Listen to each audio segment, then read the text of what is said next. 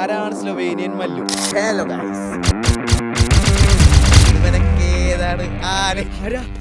ഇത് coffee shop എന്ന് പറഞ്ഞ കഞ്ചാവിന്റെ അവിടെയാണ്. പക്ഷെ നമുക്കിത് കഴിക്കാൻ അറപ്പായിരിക്കും. നമ്മുടെ വിന്റർ അയക്കാന പകുതി സ്റ്റുഡൻസിന്റെയും ജോബും പിന്നെ കുറച്ചളയാൻ മറ്റേ വിക്കി തഗ്ഗോറിനെ പോലെ കുറച്ചളയുമ്പോൾ എന്തോ രാഷ്ട്രീയ മഴക്കൊന്നും ഇല്ല. എയർപോർട്ടിൽ ചെന്ന് എല്ലാവർക്കും പേടിയല്ല എന്താണ് ചെയ്യേണ്ടത്. പക്ഷെ ഇപ്പൊ പുതിയ പരിപാടിയൊക്കെ തുടങ്ങിയിട്ട് വെളുത്തിട്ടുള്ള ആൾക്കാരെങ്കിലും അവിടെ റേസിസും ഇല്ലെന്നൊക്കെ പറഞ്ഞു. ഡെലിവറി ജോബ് എറണാകുളത്ത് ഒരു ദിവസം ഓടിക്കാൻ 2000 രൂപ. ഇവിടെ ഞാൻ പറയട്ടെ, അവിടെ ഗവൺമെന്റ് ജോലിക്കാരനേക്കാളും പൈസ പെയിന്റ് പണിക്കാരനുണ്ടെന്ന് തോന്നുന്നു. എത്ര രൂപ ഏൺ ചെയ്യുന്നുണ്ട് സ്ലൊവേനിയയിൽ? പൊറോട്ടയും ബീഫും തന്നെ സാധനം വേറെ എന്തെങ്കിലും തരാൻ പറ്റോ? പൊറോട്ടയും ബീഫ് വീടിന്റെ അപ്പുറമുള്ള ചേച്ചിയുണ്ടാ വീട്ടിൽ പോയി പറയൂലേ, ഇതേ നിന്റെ മോള് അവിടെ ഇങ്ങനെയാണ് അങ്ങനെയാണ്. ഹാപ്പി മൊമെന്റ് എന്ന് പറഞ്ഞാൽ ഞാൻ പറഞ്ഞില്ല, കഴിഞ്ഞ ദിവസം അച്ഛന് മാല വാങ്ങിച്ചു കൊടുത്തു. പാരന്റ്സിനെ നോക്കാൻ പറ്റിയില്ല എന്ന് പറയുന്നത് ഭയങ്കര ശോകം പരിപാടിയാണ്.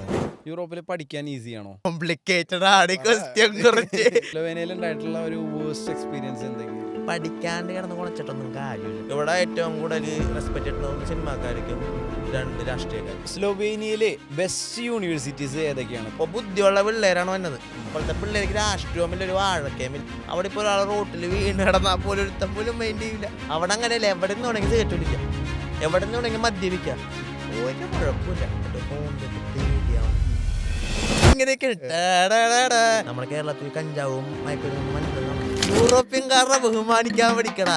അച്ഛനെ കയറി വെട്ടും, സോറി. ഓടിക്കാൻ പഠിച്ചാൽ നമുക്ക് ഏത് നരകത്തേക്ക്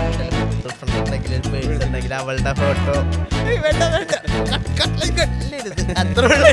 സ്ലൊവേനിയ എന്ന് പറഞ്ഞ രാജ്യം പോലും ആൾക്കാർക്ക് അറിഞ്ഞൂടാ. എനിക്ക് യൂറോപ്യൻകാരും മടിയന്മാരാണോ? ഇപ്പോഴത്തെ പിള്ളേർ രാഷ്ട്രീയം നോക്കണം. മെയിനായിട്ടുള്ളൊരു ക്വസ്റ്റ്യൻ ആണ്, മല്ലു ഗേൾസ് ഓർ മദാമ ഗേൾസ്?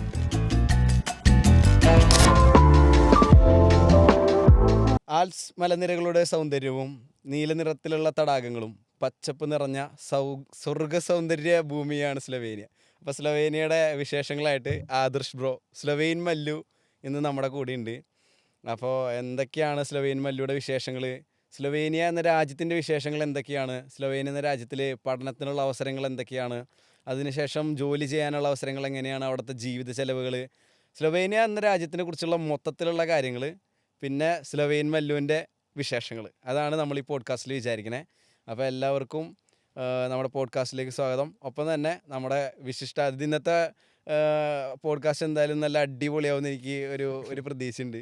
പ്രത്യേകിച്ച് നിങ്ങൾ കുറേ ആൾക്കാർ കണ്ടുകൊണ്ടിരിക്കുന്ന ആൾക്കാരാണ്, ഒരുപാട് ആൾക്കാർ ഫോളോ ചെയ്യുന്ന ആൾക്കാരാണ്, ഡെയിലി വീഡിയോസ് ഇട്ട് ആൾക്കാരെ അതിൻ്റെ പിന്നിൽ ഭയങ്കര എൻ്റർടൈൻ ചെയ്യുന്ന ഒരു വ്യക്തിയാണ്. അപ്പോൾ എനിക്കും വളരെ സന്തോഷം, ഞാനും എക്സൈറ്റഡ് ആണ് ഈ പോഡ്കാസ്റ്റിന്. അപ്പോൾ ഹൃദ്യമായ സ്വാഗതം, welcome to our flight ticket podcast show. Thank you. അപ്പോൾ ആദ്യം നമുക്ക് എന്താണ് സ്ലൊവേനിയ എന്നുള്ളതിന് മുമ്പായിട്ട് ആരാണ് സ്ലൊവേനിയൻ മല്ലു?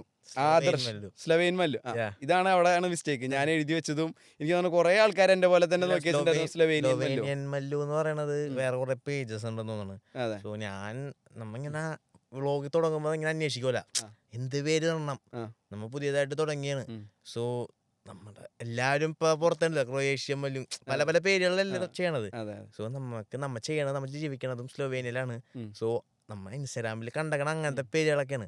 അങ്ങനെ ചെയ്യണമെന്ന് ചാറ്റ്ജിപിടിയോട് കുറെ ചോദിച്ചിട്ട് ചാറ്റ്ജിപിടി ആണെങ്കിൽ കുറെ പേരൊക്കെ പറഞ്ഞിരുന്നുണ്ട്, ഏത് യൂറോപ്യൻ മല്ലു, അത് ഇത് മറ്റേത് മറിച്ചത്. ഞാൻ ലാസ്റ്റ് ഞാൻ തന്നെ നോക്കിയപ്പോൾ സ്ലൊവേനിയയിലെ ഭാഷ എന്ന് പറഞ്ഞാൽ സ്ലൊവേൻ എന്ന് പറയുന്ന ഭാഷയാണ്. ഹാർഡാണ്, മലയാളം പോലെ തന്നെ ഹാർഡാണ്.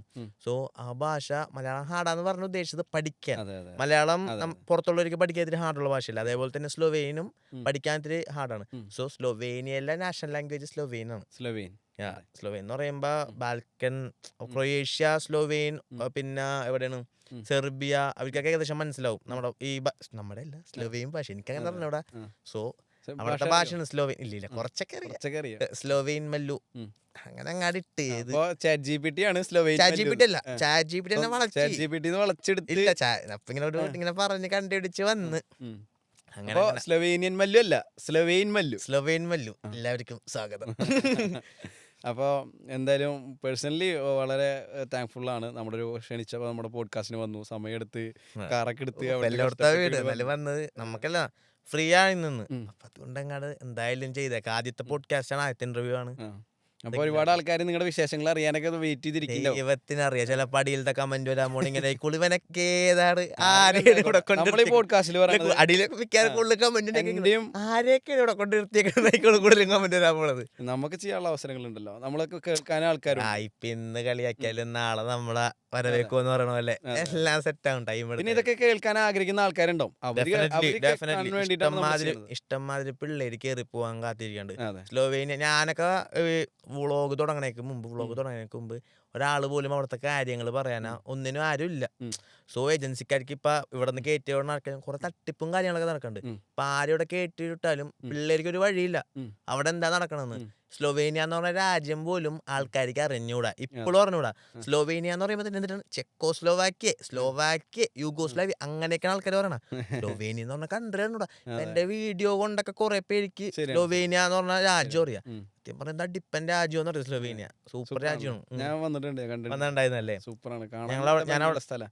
ഞാനവിടെ ക്യാപിറ്റലായ ലുബ്ലിയാനത്തിനാണ് ചോദിച്ചത്. ആരാണ് സ്ലൊവേനിയൻ മല്ലു? സ്ലൊവേനിയൻ മല്ലുവിന്റെ ബാക്ക് സ്റ്റോറി എവിടെ നിന്നാണ് നമ്മൾ പഠിച്ചിട്ടുണ്ടായിരുന്നത്? ചൈൽഡ്ഹുഡ് എവിടെയായിരുന്നു, എവിടെയാണ് നാട്, ഫാമിലി, അങ്ങനത്തെ കാര്യങ്ങളൊന്ന് പറഞ്ഞു വന്നിട്ട് എന്താണ് സ്ലൊവേനിയൻ മല്ലു, ആദർശം എങ്ങനെ സ്ലൊവേനിയൻ മല്ലു ആയി എന്നുള്ളൊരു കഥ. അതെ, നോർമലി നമ്മുടെ സാധാരണ എൻ്റെ വീട് എൻ്റെ ഒരു ആദർശം എന്നാണ്. ആദർശ് ഷിബു. അച്ഛൻ KCB-യിലാണ്. അച്ഛൻ്റെ ഒരു ഷിബു എന്നാണ്. അമ്മ പ്രീതി, അമ്മ ഹൗസ് വൈഫാണ്. അതേപോലെ തന്നെ ഒരു ബ്രദർ ഉണ്ട്. ബ്രദർ സൗദിയിൽ മൊബൈൽ ക്രെയിൻ ഓപ്പറേറ്റർ ആണ്. അപ്പൊ നമ്മൾ ഈ സാധാ ചെറായി, ഞാൻ വന്നത് ചെറായി എന്നാണ്. ചെറായി, എറണാകുളത്തെ ചെറായി ബീച്ച് എന്ന് കേട്ടാണ്. നമ്മൾ കൊടുങ്ങല്ലൂർ കഴിഞ്ഞിട്ട് അവിടെ അപ്പുറം ചെറായി. എല്ലാവർക്കും ചെറായി ബീച്ച് ആയിക്കോളൂ. നരൻ സിനിമയുടെ ഡയലോഗ് ഉണ്ട്, നല്ല കള്ളും മീനും കഴിക്കണമെങ്കിൽ ചെറായി പോടോ സലീംകുമാറിന്റെ നരൻ സിനിമയില് ചെറായി എന്ന് പറയുന്ന സ്ഥലത്താണ്. നോർമലി സാധാരണ എങ്ങനെ നമ്മൾ വളർന്നു വരും. സോ അന്ന് അച്ഛന് ജോലിയൊന്നും ഉണ്ടായിരുന്നില്ല. നമ്മള് വളർന്നു വന്നത് ചെറിയൊരു വീട്ടിൽ നിന്നാണ്, ചെറിയൊരു ഓടുമ്പരേന്ന്. സോ അവിടെ നിന്ന് നമ്മളെ ടിപ്പിക്കലി എല്ലാവരും വളർന്നു വന്ന പോലെ തന്നെ വന്ന് പിന്നെ ഞങ്ങളൊന്ന് മെച്ചപ്പെട്ടു. അച്ഛൻ PSC എഴുതി ജോലി വാങ്ങിച്ച് പിന്നെ പയ്യെ ചെറിയൊരു ഉയർച്ച ഉണ്ടായിരുന്നു. ഞാൻ വന്നതെന്ന് പറയണത്, ഞാൻ സാധാരണ പഠിച്ചിരുന്ന 10ാം ക്ലാസ് വരെ SMHS സ്കൂൾ എന്ന് പറഞ്ഞൊരു സ്കൂളിലാണ് പഠിച്ചത്. അത് കഴിഞ്ഞ് നമുക്ക് വീഡിയോ എഡിറ്റിങ് കാര്യങ്ങളൊന്നും ഉണ്ടായിരുന്നില്ല. ചെറുതായിട്ട് എഡിറ്റ് ചെയ്യും. പണ്ട് ആൾക്കാരുടെ ഒരു സീനുണ്ടല്ലോ, ക്യാമറയൊക്കെ റെന്റിനെടുത്തിട്ട് നമ്മൾ പോയിട്ട് ക്യാമറയൊക്കെ റെന്റിനെടുക്കും. അതൊരു ഫേസ്ബുക്ക് പിക്സാട്ടൊക്കെ കളിക്കുന്ന ടൈം നമ്മള് അത് തന്നെ മറ്റേ കളറൊക്കെ കയറ്റിട്ട് നമ്മൾ ക്യാമറ എടുക്കുന്നു, റെന്റിനെടുക്കുന്നു. കൂട്ടുകാരൻ ക്യാമറ വാങ്ങിച്ചിട്ടുണ്ടായിരുന്നു. പിന്നെ ഇത് മറ്റേ അമ്മയുടെ ഫോണിലൊക്കെ വീഡിയോ എടുത്ത് ഫോട്ടോ ഒക്കെ എടുത്ത് നിങ്ങൾ ചെയ്തല്ലേ, ഫോട്ടോ എടുത്ത് എഡിറ്റ് ചെയ്യണത്. അപ്പൊ ഞങ്ങള് കൂട്ടുകാരുണ്ട് ഇപ്പൊ ഇവിടെ വന്നിട്ടുണ്ടവൻ, അവനെ കേട്ട് പോയിട്ട് പുറത്ത് ഓണം കോസ്റ്റ്യൂമിൽ പോയിട്ടിരുന്ന് ഫോട്ടോ എടുക്കല്. ആ പരിപാടി അങ്ങനെ ഇങ്ങനെ കുറച്ച് അലമ്പൊക്കെയായിരുന്നു. കൂട്ടുകാരന്മാരായിരുന്നല്ല, ടിപ്പിക്കൽ കൊച്ചി. അതങ്ങനെ പോയിട്ട് കൊച്ചിയല്ല എറണാകുളം അങ്ങനെ പോയി. +1 +2 കഴിഞ്ഞ് കൊറോണ ടൈമിലാണ് ഞങ്ങളുടെ +1 +2. എനിക്കധികം വയസ്സൊന്നുമില്ല, ചെറിയ വയസ്സുള്ളൂ. +1 +2 കൊറോണ ടൈമിലായിരുന്നു. അപ്പൊ കൊറോണ ടൈം കഴിഞ്ഞപ്പോ ഞാൻ ക്ലാസ് ഒന്നും കണ്ടിട്ടില്ലെന്ന് തോന്നുന്നു ആ ടൈമിൽ, കാരണം കൊറോണ ആയിരുന്നല്ല. സോ എക്സാം ഒക്കെ എഴുതാൻ മാത്രം പോയിട്ടുള്ളൂ. അതെങ്ങനെയൊക്കെയോ ജയിച്ച്. അത് കഴിഞ്ഞ പിന്നെ കുറച്ചുള്ള ഏവിയേഷൻ പഠിക്കാൻ പോയി. എൻ്റെ മൈൻഡിൽ എങ്ങനെയെങ്കിലും എനിക്ക് രക്ഷപ്പെടണമെന്ന്. സാധാരണ ഇപ്പം എല്ലാ പിള്ളേർക്കും മറ്റൊരു സാധനം ഒരു പോയിന്റ് എത്തുമ്പോൾ, ഇവിടെ ഇപ്പം കളിച്ച് നടക്കുമ്പോഴും നമുക്കൊരു പോയിന്റ് എത്തുമ്പോൾ നമുക്കൊരു ചിന്ത വരും, ടീം എങ്ങനെയെങ്കിലും രക്ഷപ്പെടണം, നമ്മുടെ ലൈഫ് എങ്ങനെയാവും. എല്ലാവരുടെയും മനസ്സിലൊരു സംഭവമാണ്. അപ്പം നമുക്കൊരു പോയിന്റ്, ആ പോയിന്റ് ചിലവർക്ക് വൈകിയാവാൻ, ചിലവർക്ക് നേരത്തെ ആവാൻ. എനിക്ക് നേരത്തെ 17ാമത്തെ വയസ്സിലടിച്ച് എങ്ങനെയെങ്കിലും എനിക്ക് രക്ഷപ്പെടണം. ജോലി ഒരു മാറ്റർ അല്ല, എന്തായാലും മാത്രം പൈസയാണ്, രക്ഷപ്പെടണം. ആ ഒരു തോട്ട് വന്നേ പിന്നെ എനിക്ക് അറിഞ്ഞൂടെ എന്ത് ചെയ്യണമെന്ന്. ഞാനപ്പോ നോക്കിയപ്പോ ഏവിയേഷൻ അവരാണെങ്കിൽ ഒടുക്കത്തെ ആഡിൽ പറയണ ഇങ്ങനെയൊക്കെയാണല്ലോ. ഏവിയേഷൻ പഠിച്ചു കഴിഞ്ഞാൽ നമുക്ക് അപ്പം തന്നെ ജോലി കിട്ടും. 6 മാസത്തെ കോഴ്സ് പഠിച്ചു കഴിഞ്ഞാൽ നമുക്ക് എയർപോർട്ടിന്റെ ഗ്രൗണ്ട് സ്റ്റാഫ് ആവാ, അല്ലെങ്കിൽ മറ്റേ ക്രൂ ആയിട്ട് പണിയെടുക്കുക, അങ്ങനെ കുറെ പരിപാടിയുണ്ട്. അപ്പം അത് വിശ്വസിച്ച് +2 കഴിഞ്ഞപ്പോൾ ഡിഗ്രിക്ക് പോയില്ല. കാരണം ഡിഗ്രിക്ക് പോയി കഴിഞ്ഞാൽ നമ്മളെ കൊണ്ട് പറ്റൂല. കാരണം ഇവിടെ ഡിഗ്രിക്ക് പോയി കഴിഞ്ഞാൽ കൂട്ടുകാരന്മാരായിട്ട് അടിച്ച് പൊളിച്ച് ഇങ്ങനെ പേടിച്ചടക്കുമെന്ന് അവർക്കറിയാം. സോ ഡിഗ്രിക്ക് അതുകൊണ്ട് ഞാൻ പോയി കഴിഞ്ഞാൽ 3 വർഷം എനിക്ക് പോക്കാണെന്ന് അറിയാം. അതുകൊണ്ട് നാട്ടിലെ ഡിഗ്രിക്ക് ഞാൻ പോയില്ല. അതുകൊണ്ട് തന്നെ എങ്ങനെയെങ്കിലും പെട്ടെന്ന് രക്ഷപ്പെടാം, പെട്ടെന്ന് പഠിക്കാം എന്നുള്ള സ്കീമായിരുന്നു. സോ ഞാൻ ഏവിയേഷൻ എന്ന് പറയുന്ന ഒരു സ്കീം ഏത് നമ്മുടെ പാലാരിവട്ടത്തെ ഏതോ ഒരു ഏജൻസി കണ്ടുപിടിച്ച് കയറിയ ഏജൻസി എന്ന് ഒരു ഇൻസ്റ്റിറ്റ്യൂട്ട്. അവിടെ കയറി കഴിഞ്ഞപ്പോഴാണ് അവർ ഇംഗ്ലീഷ് ലാംഗ്വേജും പഠിപ്പിക്കണത്, മറ്റേത് അത് ഇതൊക്കെ പഠിപ്പിക്കണത്. അപ്പോഴാണ് അവർ കാര്യം അറിയണത്. സത്യം പറഞ്ഞാൽ നമുക്ക് ഈ ക്രൂ ആയിട്ട് പണിയെടുക്കാനും അതൊന്നും പഠിക്കാനും ഒന്നിൻ്റെയും ക്വാളിഫിക്കേഷൻ വേണ്ട. +2 നല്ലൊരു ലാംഗ്വേജും അവരുടെ ക്രൈറ്റീരിയ ഇത് കാണുന്നത് മാത്രം മതി അവിടെ ജോലിക്ക് കയറാൻ. ഇതൊക്കെ ജസ്റ്റ് ട്രെയിനിങ് പോലെ തന്നെയാണെന്ന് അത് മനസ്സിലായി. അവിടെ ഒരു നല്ലൊരു സാറുണ്ടായിരുന്നു, പുള്ളിക്കാരൻ സ്പൈസ് ജെറ്റിലൊക്കെ വർക്ക് ചെയ്യുന്നത്. പുള്ളിക്കാരൻ പറയാതെ പറയണ പോലെയാണ്, പഠിച്ചിട്ടൊന്നും കാര്യമില്ല, ഭാഗ്യം ഉണ്ടെങ്കിൽ കിട്ടുള്ളൂ. എനിക്ക് അത് കേട്ടപ്പോ അതും അടുത്ത്, കാരണം രക്ഷപ്പെടാൻ വേണ്ടി വന്നേണ്. എന്നിട്ട് ദൈവം ഇവിടെ മുമ്പിൽ തെറ്റിപ്പോയാലുള്ള സ്കീമായി. അങ്ങനെ നിൽക്കുമ്പോഴാണ് ഞാനൊരു ആഡ് കാണുന്നത് ഇൻസ്റ്റാഗ്രാമിൽ, എല്ലാവരും പെടണ പോലെ. അങ്ങനെ ഒരു ആഡ്, ഒരു ഇന്റർവ്യൂല് പാലയോട്ടത്ത് ഹോട്ടലിൽ ആഡ് ഉണ്ടെന്ന് പറഞ്ഞിട്ട് അവിടെ വെറുതെ കയറി ചെന്ന്. വീട്ടിലാരോടും പറഞ്ഞില്ല, അച്ഛനോട് പറഞ്ഞില്ല, അമ്മനോട് പറഞ്ഞില്ല. അവിടെ പാലയോട്ടത്ത് തന്നെയാണ് ക്ലാസ്. ഉച്ച കഴിഞ്ഞ് നേരെ കയറി ചെന്ന്. അവിടെ കയറി ചെന്നപ്പോൾ എനിക്കാണെങ്കിൽ ഇംഗ്ലീഷ് വലിയ വശമൊന്നുമില്ല. ഒന്നും ഇപ്പോഴും വലുതായിട്ടില്ല, എന്നാലും ഉണ്ട്. ഇപ്പൊ പുറത്തൊക്കെ പോയല്ല, അന്ന് വലിയ വശമൊന്നുമില്ല. ജസ്റ്റ് കയറി ഇന്റർവ്യൂല് ഉണ്ടായിരുന്നു, എൻ്റെ കൂടെ 5 പേര് കയറിയുണ്ടായിരുന്നു. അതിൽ ഞങ്ങൾ 2 പേരെ മാത്രം എടുത്ത്. എനിക്ക് മനസ്സിലായില്ല, ഇന്റർവ്യൂല് അവിടുത്തെ ഡെലിഗേറ്റ്സ് വന്നിട്ടാണ് നമ്മൾ ഇന്റർവ്യൂ ചെയ്യണത്. ഞാൻ എൻ്റെ ലാംഗ്വേജ് പോരാ, അവര് നോക്കുകയാണെങ്കിൽ ഞാൻ ഓക്കെയാണ്. കാരണം എൻ്റെ കറക്റ്റ് ഏജ് 18 വയസ്സാണ്, +2 കഴിഞ്ഞാണ്, ബാച്ചിലേഴ്സിന് കറക്റ്റ്. സത്യം പറഞ്ഞാൽ ഏത് വിഷയം പോലും പറഞ്ഞില്ല. അവര് പറഞ്ഞ് അവരാണ് ലോജിസ്റ്റിക്സ് ആണ് ട്രൈ ചെയ്തത്. അവര് പറഞ്ഞ് അവർക്ക് എല്ലാം കയറ്റി വിട്ടാൽ മതിയല്ല, അത് ചെറിയൊരു സ്കാം ആണെന്ന് എന്തൊക്കെ പറഞ്ഞാലും ഏജൻസി. അവര് പറഞ്ഞ് എന്തൊക്കെയോ പറഞ്ഞ് ടൂറിസം അവര് തന്നെ തന്ന്, അവര് ഓഫർ ലെറ്റർ തന്ന്. ഞാനിത് കിട്ടിക്കഴിഞ്ഞിട്ടാണ് വീട്ടിൽ പോയി പറയണത്. രാത്രിയായി. ഇത് കഴിഞ്ഞ് ഇവിടുന്ന് പാലരിവട്ടത്തിൽ നിന്ന് 1 മണിക്കൂറുണ്ട് വീട്ടിലോട്ടുള്ള യാത്ര. സോ ബൈക്കൊക്കെ ഓടിച്ച് ഞാൻ വീട്ടിൽ വന്നപ്പോൾ അച്ഛനും അമ്മയൊക്കെ കാത്തിക്കാൻ എവിടെ പോയെന്ന് അറിഞ്ഞൂടല്ലോ. അപ്പൊ ഞാൻ വന്നിട്ട് പറയണത് ഇങ്ങനെ ഒരു ഇന്റർവ്യൂ ഉണ്ടായത്, ഇന്റർവ്യൂവിന് പോയി നോക്കി. അപ്പൊ എനിക്കറിഞ്ഞൂടെ അച്ഛൻ എനിക്ക് കിട്ടി. പക്ഷെ ഒരു പ്രശ്നമുണ്ട്, പോണമെങ്കിൽ ഒരു 8 ലക്ഷം രൂപ ചെലവേണ്ടെന്ന്. സോ അന്ന് അച്ഛൻ ജോലിയൊക്കെ ഉണ്ടെങ്കിലും എനിക്കിപ്പോഴും ഓർമ്മയുണ്ട്, നമ്മൾ വളർന്നു വന്നത് പണ്ട് നമ്മൾ മറ്റേ പരീക്ഷ എഴുതാൻ പോകാനേ കാർഡ് ബോർഡില്ല. എനിക്കിപ്പോഴും ഓർമ്മയുണ്ട്, കാർഡ് ബോർഡില്ലാണ്ട് അച്ഛൻ്റെ ഒക്കെ പഴയ മരത്തിന്റെ കാർഡ് ബോർഡില്ലേ, ആ കാർഡ് ബോർഡൊക്കെ ആയിട്ടാണ് പോണത്. അപ്പൊ നമ്മൾ ആലോചിക്കും, മറ്റേ ചോട്ടാ ബേബിയുടെ റേസിങ്ങിന്റെ പടമൊക്കെ ഉള്ള കാർഡ് ബോർഡ് വേണം നമ്മൾ ആലോചിക്കും. നമ്മ അങ്ങനെ കൊതിച്ച് ഇങ്ങക്ക് ഇങ്ങനെ ഉണ്ടാകാറുണ്ട്, നമുക്ക് അങ്ങനെ ആഗ്രഹിച്ചിട്ടുണ്ട്. നല്ല ബോക്സ്, കാമൽ ബോക്സ് വീട്ടിൽ പറഞ്ഞ അന്ന് ഇതാണല്ലോ. പക്ഷെ ഇപ്പൊ നമുക്ക് പറഞ്ഞ 10 വാങ്ങിക്കാം, അത് കുഴപ്പമില്ല അന്ന്. സോ അങ്ങനെയൊക്കെ ആലോചിക്കുമ്പോൾ നമുക്ക് വീട്ടിൽ എനിക്ക് വേണ്ടി, പ്രത്യേകിച്ച് എനിക്ക് എൻ്റെ കഴിവിൽ വലിയ വിശ്വാസം, അന്ന് എനിക്ക് വലിയ വിശ്വാസം ഉണ്ടായിരുന്നില്ല. എനിക്ക് എന്താവണമെന്ന് പോലും എനിക്ക് ഒരു ഐഡിയ ഉണ്ടായിരുന്നില്ല. എന്തെങ്കിലും സിനിമയിലൊക്കെ അഭിനയിക്കണം. കാരണം സിനിമയിൽ അഭിനയിച്ചു കഴിഞ്ഞാൽ നമുക്ക് ഇവിടെ ഏറ്റവും കൂടുതൽ നമുക്ക് റെസ്പെക്ട് കിട്ടുന്ന 1 സിനിമാക്കാർക്കും, 2 രാഷ്ട്രീയക്കാർക്കും. എടുത്തു നോക്കിയോ, ഈ പൈസ ഉള്ളവന്മാര് വേറെ, പക്ഷേ സിനിമാക്കാർക്കും രാഷ്ട്രീയക്കാർക്കും കിട്ടുന്ന റെസ്പെക്ട് എന്ന് പറഞ്ഞാൽ വേറെയാണ്. സോ അതുകൊണ്ട് തന്നെ എങ്ങനെയെങ്കിലും സിനിമ നടനാവണമെന്നുള്ള ആഗ്രഹമുണ്ട്. പക്ഷെ പ്രശ്നം എന്ന് പറഞ്ഞാൽ നമുക്ക് കഴിവേണ്ട, അഭിനയിക്കാനുള്ള കഴിവില്ല, വേറെ ആഗ്രഹം മാത്രമേ ഉള്ളൂ. അങ്ങനെയൊക്കെ ഉണ്ടായി. അപ്പൊ ഞാൻ ഈ ഇന്റർവ്യൂ കഴിഞ്ഞ് ബാക്ക് ടു ദ പോയിന്റ്, നമ്മൾ ഇന്റർവ്യൂ പല ടോപ്പിക്കിലോട്ട് പോകുന്നുണ്ട്. നമ്മള് ഇന്റർവ്യൂ കഴിഞ്ഞ് വന്നിട്ട് അച്ഛനോട് അപ്പോഴാണ് ചോദിക്കണം, അച്ഛാ ഇങ്ങനെ ഇന്റർവ്യൂവിന് കിട്ടി, എനിക്ക് മാത്രം കിട്ടി, എനിക്ക് അറിഞ്ഞൂടെ അങ്ങനെ കിട്ടിയെന്ന്. ഞാനപ്പോ രാജുവൊക്കെ അടി കൊടുത്ത് പറഞ്ഞു, ഒരു പ്രശ്നമുണ്ട്, 8 ലക്ഷം രൂപ വേണം പോവാൻ. വലിയൊരു വലിയ ഭീം 8 ലക്ഷം രൂപ. സത്യം പറഞ്ഞ ഞാനന്ന് 1 ലക്ഷം രൂപ ഒന്നും നേരിട്ട് കണ്ടിട്ടില്ല.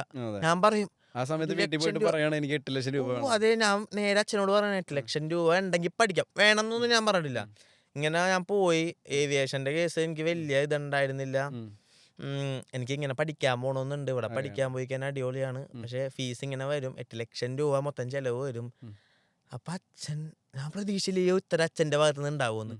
അച്ഛനോട് പറയണാണ്, നിനക്ക് അങ്ങനെ ഒരു ആഗ്രഹം ഉണ്ടെങ്കിൽ നീ പൊക്കോ, കുഴപ്പമില്ല, പൈസ അതൊക്കെ നമുക്ക് ശരിയാക്കാടാന്ന്. ഞാൻ മനസ്സിൽ പോലും വിചാരിക്കണം അച്ഛൻ സമ്മതിക്കുമെന്ന്. പൊക്കോ. അപ്പൊ അച്ഛനോട് പറയാണ്, നീ ഇനി വലുതായിട്ട് ഭാവി പറയരുത്, ഞാൻ ഈ ഒരു ആഗ്രഹം പറഞ്ഞിട്ട് എനിക്ക് ചെയ്തു തരാൻ പറ്റിയില്ല, അതുകൊണ്ട് ഞാൻ എന്ത് പണയം വെച്ചാൽ നിന്നെ വിടും, നിനക്ക് പോകണമെന്ന് ആഗ്രഹം ഉണ്ടെങ്കിൽ ചെയ്തോളാൻ പറഞ്ഞു. ആ ഒറ്റ ഡയലോഗിലാണ് ഇവിടം വരെ ഇരിക്കുന്നത്. അങ്ങനെ ആ ഡയലോഗിൽ അങ്ങോട്ട് കേറിപ്പോയി. അച്ഛൻ തന്നെ സപ്പോർട്ട് ഇപ്പോഴായാലും വന്നിട്ട് ഒരു മാല വാങ്ങിച്ചു. അതെ, മാല വാങ്ങിച്ചു കൊടുത്തായിരുന്നു. 7 പവന്റെ 5 പവന്റെ മാല വാങ്ങിച്ചു കൊടുത്തായിരുന്നു. കഷ്ടപ്പെട്ടെന്ന് പറഞ്ഞ കഴിഞ്ഞ ദിവസം ഒരു റീൽ ഉണ്ടായിരുന്നു, ഒരു അബ്രോഡ് വരുന്ന ഒരാള് അച്ഛന് കഴുത്തിൽ മാലിട്ട് കൊടുക്കുന്നത്. ആ ഒരു റീല് നമ്മൾ ഇൻസ്പയർ ചെയ്യാൻ ഒരു റീല് മതി, അല്ലെങ്കിൽ ഒരു ഫോട്ടോ മതി. സത്യം. ആ റീലിൽ എനിക്ക് ഇൻസ്പയർ ആയി. ഞാൻ ആലോചിച്ചപ്പോൾ നമ്മുടെ ജീവിതത്തിൽ നമുക്ക് ഒന്നും തിരിച്ചു കിട്ടാണ്ട് 100% തന്നെ ഒരാൾ നമ്മുടെ പാരൻസ് മാത്രമേ ഉള്ളൂ. സോ നമ്മൾ എന്തെങ്കിലും ചെയ്യണ്ടെങ്കിൽ അവര് പാരൻസ് ഹാപ്പി ആയിട്ടിരുന്നാൽ മതി, നമ്മുടെ ലൈഫ് സക്സസ് ആയി. ഏത് പാരൻസ് നമ്മുടെ കൂടെ നിൽക്കുന്ന ആൾക്കാർ ഈ ഹാപ്പി ആയിട്ടിരുന്നാൽ മതി, നമ്മളെ കൊണ്ട് ഹാപ്പി ആണെങ്കിൽ. എനിക്ക് നോക്കിയപ്പോ 5 പവന്റെ മാല എന്ന് പറഞ്ഞാൽ ഇപ്പോഴത്തെ ഗോൾഡ് റേറ്റ് വെച്ച് നോക്കുമ്പോ ഞാൻ പോയ പൈസയുടെ റേറ്റ് ഉണ്ട്. ഞാൻ അല്ല അങ്ങനെ കൊടുത്തെന്ന് പറയാ, പക്ഷെ സന്തോഷാണ്. എന്റെ ഒരു ആഗ്രഹം, ഞാൻ അവസാനത്തെ 4 മാസം ഏകദേശം 15 മണിക്കൂറേ പണിയെടുത്തിട്ടുള്ളൂ.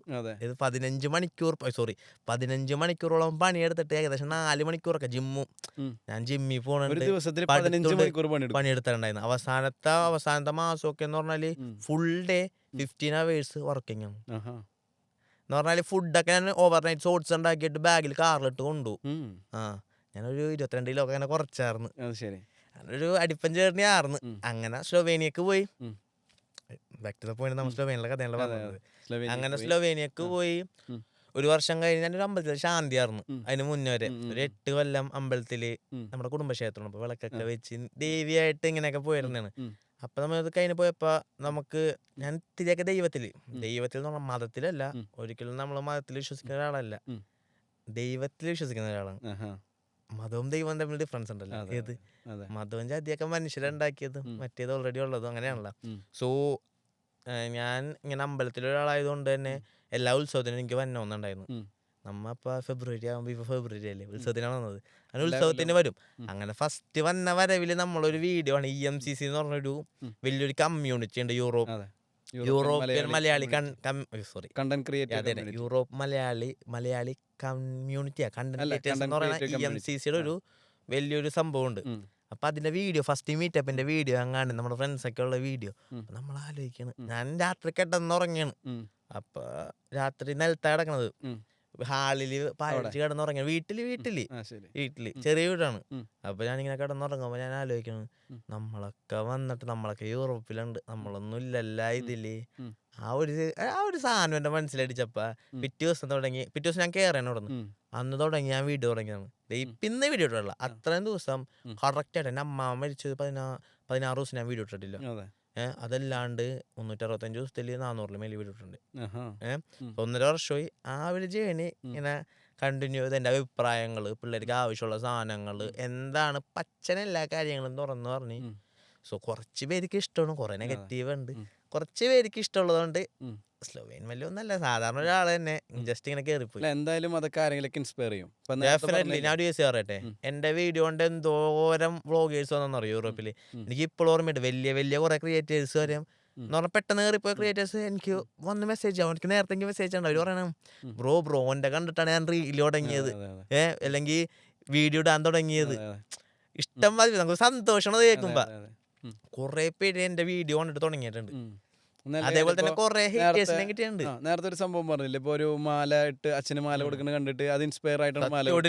ഇതേപോലെ നമ്മൾ ചെയ്യുന്ന എന്തെങ്കിലും കാര്യങ്ങളൊക്കെ കുറെ പേര് ഇൻസ്പയർ ചെയ്യുന്നുണ്ട്. ഇപ്പൊ ഞാൻ പറയട്ടെ, ഞാൻ ആ പണിയെടുത്ത് ഞാനിപ്പോ വാങ്ങിച്ചിട്ട് കൊടുത്ത്, അതേപോലെ അബ്രോഡുള്ള ഒരാൾ അച്ഛൻ നമുക്ക് ഒരു മാല പോട്ടെ എന്ത് ചെയ്തു കൊടുത്താലും സന്തോഷമല്ലേ. നമുക്ക് നമ്മളെ നോക്കണം, നമ്മളെ പാരന്റ്സിന്. നമുക്ക് വേറെ ആർക്കാ ചെയ്യാനുള്ളത്, നമ്മളെ പാരന്റ്സിനല്ലേ. നമ്മൾ ഇത്ര ആക്കിയത് ആരാണ്? വെസ്റ്റ്. അവിടുത്തെ കൾച്ചർ നോക്കി കഴിഞ്ഞാൽ പാരന്റ്സ് ചെയ്ത് അറിയാലോ. അവിടുത്തെ കൾച്ചർ 15 വയസ്സ് കഴിഞ്ഞാല് അവര് മാറും എന്ന് പറഞ്ഞാൽ സെപ്പറേറ്റ് ആണ്. അവരുടെ വീട്ടില് താമസിക്കുന്ന നാണക്കേടാണ്. സോ 15 ദിവസം കഴിഞ്ഞ് 15 വയസ്സ് കഴിഞ്ഞാൽ അവര് മാറണം, സെപ്പറേറ്റ് ആണ്. നമ്മുടെ കൾച്ചർ അങ്ങനെയല്ല, ലൈഫ് ലോങ് ഫാമിലി. പക്ഷെ ഇപ്പൊക്കെ എന്ന് പറഞ്ഞാൽ ഇപ്പഴാ നമ്മ യൂറോപ്യൻ കൾച്ചർ, അമേരിക്കൻ കൾച്ചറൊക്കെ ഫോളോ ചെയ്തിട്ട് പാരന്റ്സിനൊക്കെ ഇഷ്ടം മതി. ഞങ്ങളുടെ അവിടെയൊക്കെ പുതിയ വൃദ്ധസദനം തുടങ്ങിയുണ്ട്. എനിക്കിതൊക്കെ കാണാൻ വിഷമമാണ്. പാരന്റ്സിനെ നോക്കാൻ പറ്റിയില്ല എന്ന് പറയണത് ഭയങ്കര ശോകം പരിപാടിയാണ്. നമ്മളെ വളർത്തിയ ആരാണ്? പാരന്റ്സ്. എൻ്റെ അച്ഛനൊക്കെ എൻ്റെ അമ്മാമൻ, എനിക്ക് എൻ്റെ അമ്മാമൻ എന്ന് പറഞ്ഞ വലിയൊരാളാണ്. പുള്ളിക്കാരത്തിനെയൊക്കെ നോക്കണം നമ്മ നേരിട്ട് കണ്ടിട്ടുള്ളൂ. സോ നമുക്ക് വേണ്ടിയല്ല അവരിപ്പോൾ കഷ്ടപ്പെടുന്നത്. സോ നമ്മ കഷ്ടപ്പെടുന്ന ഫുള്ളായിട്ടൊന്നും കൊടുക്കണം, ഒരു പാർട്ട് ഫാമിലിക്ക് കൊടുക്കണം. അവർക്കാവുന്ന കാലത്ത് അവരാവുന്ന ജീവിതകാലം മൊത്തം ആയിരിക്കും പണിയെടുത്ത് നമുക്ക് പറ്റുന്ന കാലം നമ്മൾ അവരെ നോക്കണം. ഡെഫിനറ്റ്ലി. നമ്മളാണ് ഇപ്പോഴും നമുക്ക് വേണ്ടി ഇപ്പോഴും നമ്മ പറഞ്ഞ ആനന്ദ സിനിമയിലൊക്കെ പറഞ്ഞ പോലെ നമ്മൾ നമുക്ക് വേണ്ടി ജീവിക്കേണ്ട ഡയലോഗില്ല അത് കണ്ടൊക്കെ നമ്മൾക്ക് വേണ്ടി ജീവിച്ചു തുടങ്ങി ചെറുപ്പത്തില്. സോ അവർക്ക് വേണ്ടി അയാൾ ജീവിക്കും. ഇപ്പൊ പൈസ എന്റെ പപ്പൻ എന്റെ അച്ഛനൊക്കെ വെച്ച് നോക്കുമ്പോ എന്റെ അച്ഛനെ ഇപ്പൊ ഞാനില്ലെങ്കിൽ ആരില്ലെങ്കിലും പുള്ളിക്ക് സ്വന്തമായിട്ട് ജീവിക്കാൻ പുള്ളിയെ ഉണ്ടാക്കി വെച്ചാണ്ട് ഒരാളും പുള്ളിക്ക് വേണ്ട ഓടാന്ന് പറയും. പക്ഷെ അങ്ങനെയല്ല. നമ്മുടെ കേരളത്തിൽ കുറെ അച്ഛനമ്മമാര് മക്കൾക്ക് വേണ്ടി ജീവിച്ച് അവർക്ക് വേണ്ടി ഒന്നും ഉണ്ടാക്കാണ്ട് ഇവര് നോക്കിക്കോളൂ എന്ന് പറഞ്ഞ് വിശ്വാസത്തോടെ നടന്നിട്ട് ലാസ്റ്റ് ഇവര് നോക്കാത്തൊരവസ്ഥ വരും. സോ അതൊക്കെ വൻ ശോകമായിട്ടുള്ള അവസ്ഥയാണ്. അങ്ങനെ പിന്നെ ആദ്യത്തെ 1 മില്യൺ വീഡിയോ എന്ന് പറഞ്ഞാൽ എയർപോർട്ട് റൂൾസ് ഉണ്ട്. എയർപോർട്ടിലെ പ്രൊസീജിയേഴ്സ് ഇതുവരെ ആരും പറഞ്ഞിട്ടുണ്ടായിരുന്നില്ല. ഞാനപ്പോ ഒരു ദിവസം വന്നപ്പോ കറക്റ്റ് പ്രൊസീജിയേഴ്സ് പറഞ്ഞു കൊടുത്തപ്പോ എന്റെ ആദ്യത്തെ 1 മില്യൺ വീഡിയോ അതായിരുന്നു. എയർപോർട്ടിൽ ചെന്നാൽ എല്ലാവർക്കും പേടിയല്ല എന്താണ് ചെയ്യേണ്ടത്. പക്ഷെ ഇപ്പൊ പുതിയ പരിപാടിയൊക്കെ തുടങ്ങിയിട്ടുണ്ടെന്ന്. മറ്റേ സ്കാൻ ചെയ്യണ പരിപാടി, നമുക്ക് പടപ്പടയെന്ന് പറഞ്ഞ പരിപാടി സ്കാൻ ചെയ്യാ കേറാ. അത് ഒന്ന് അന്വേഷിച്ചത് നോക്കിയിട്ട് ഇട്ടേക്കേണ്ടത്.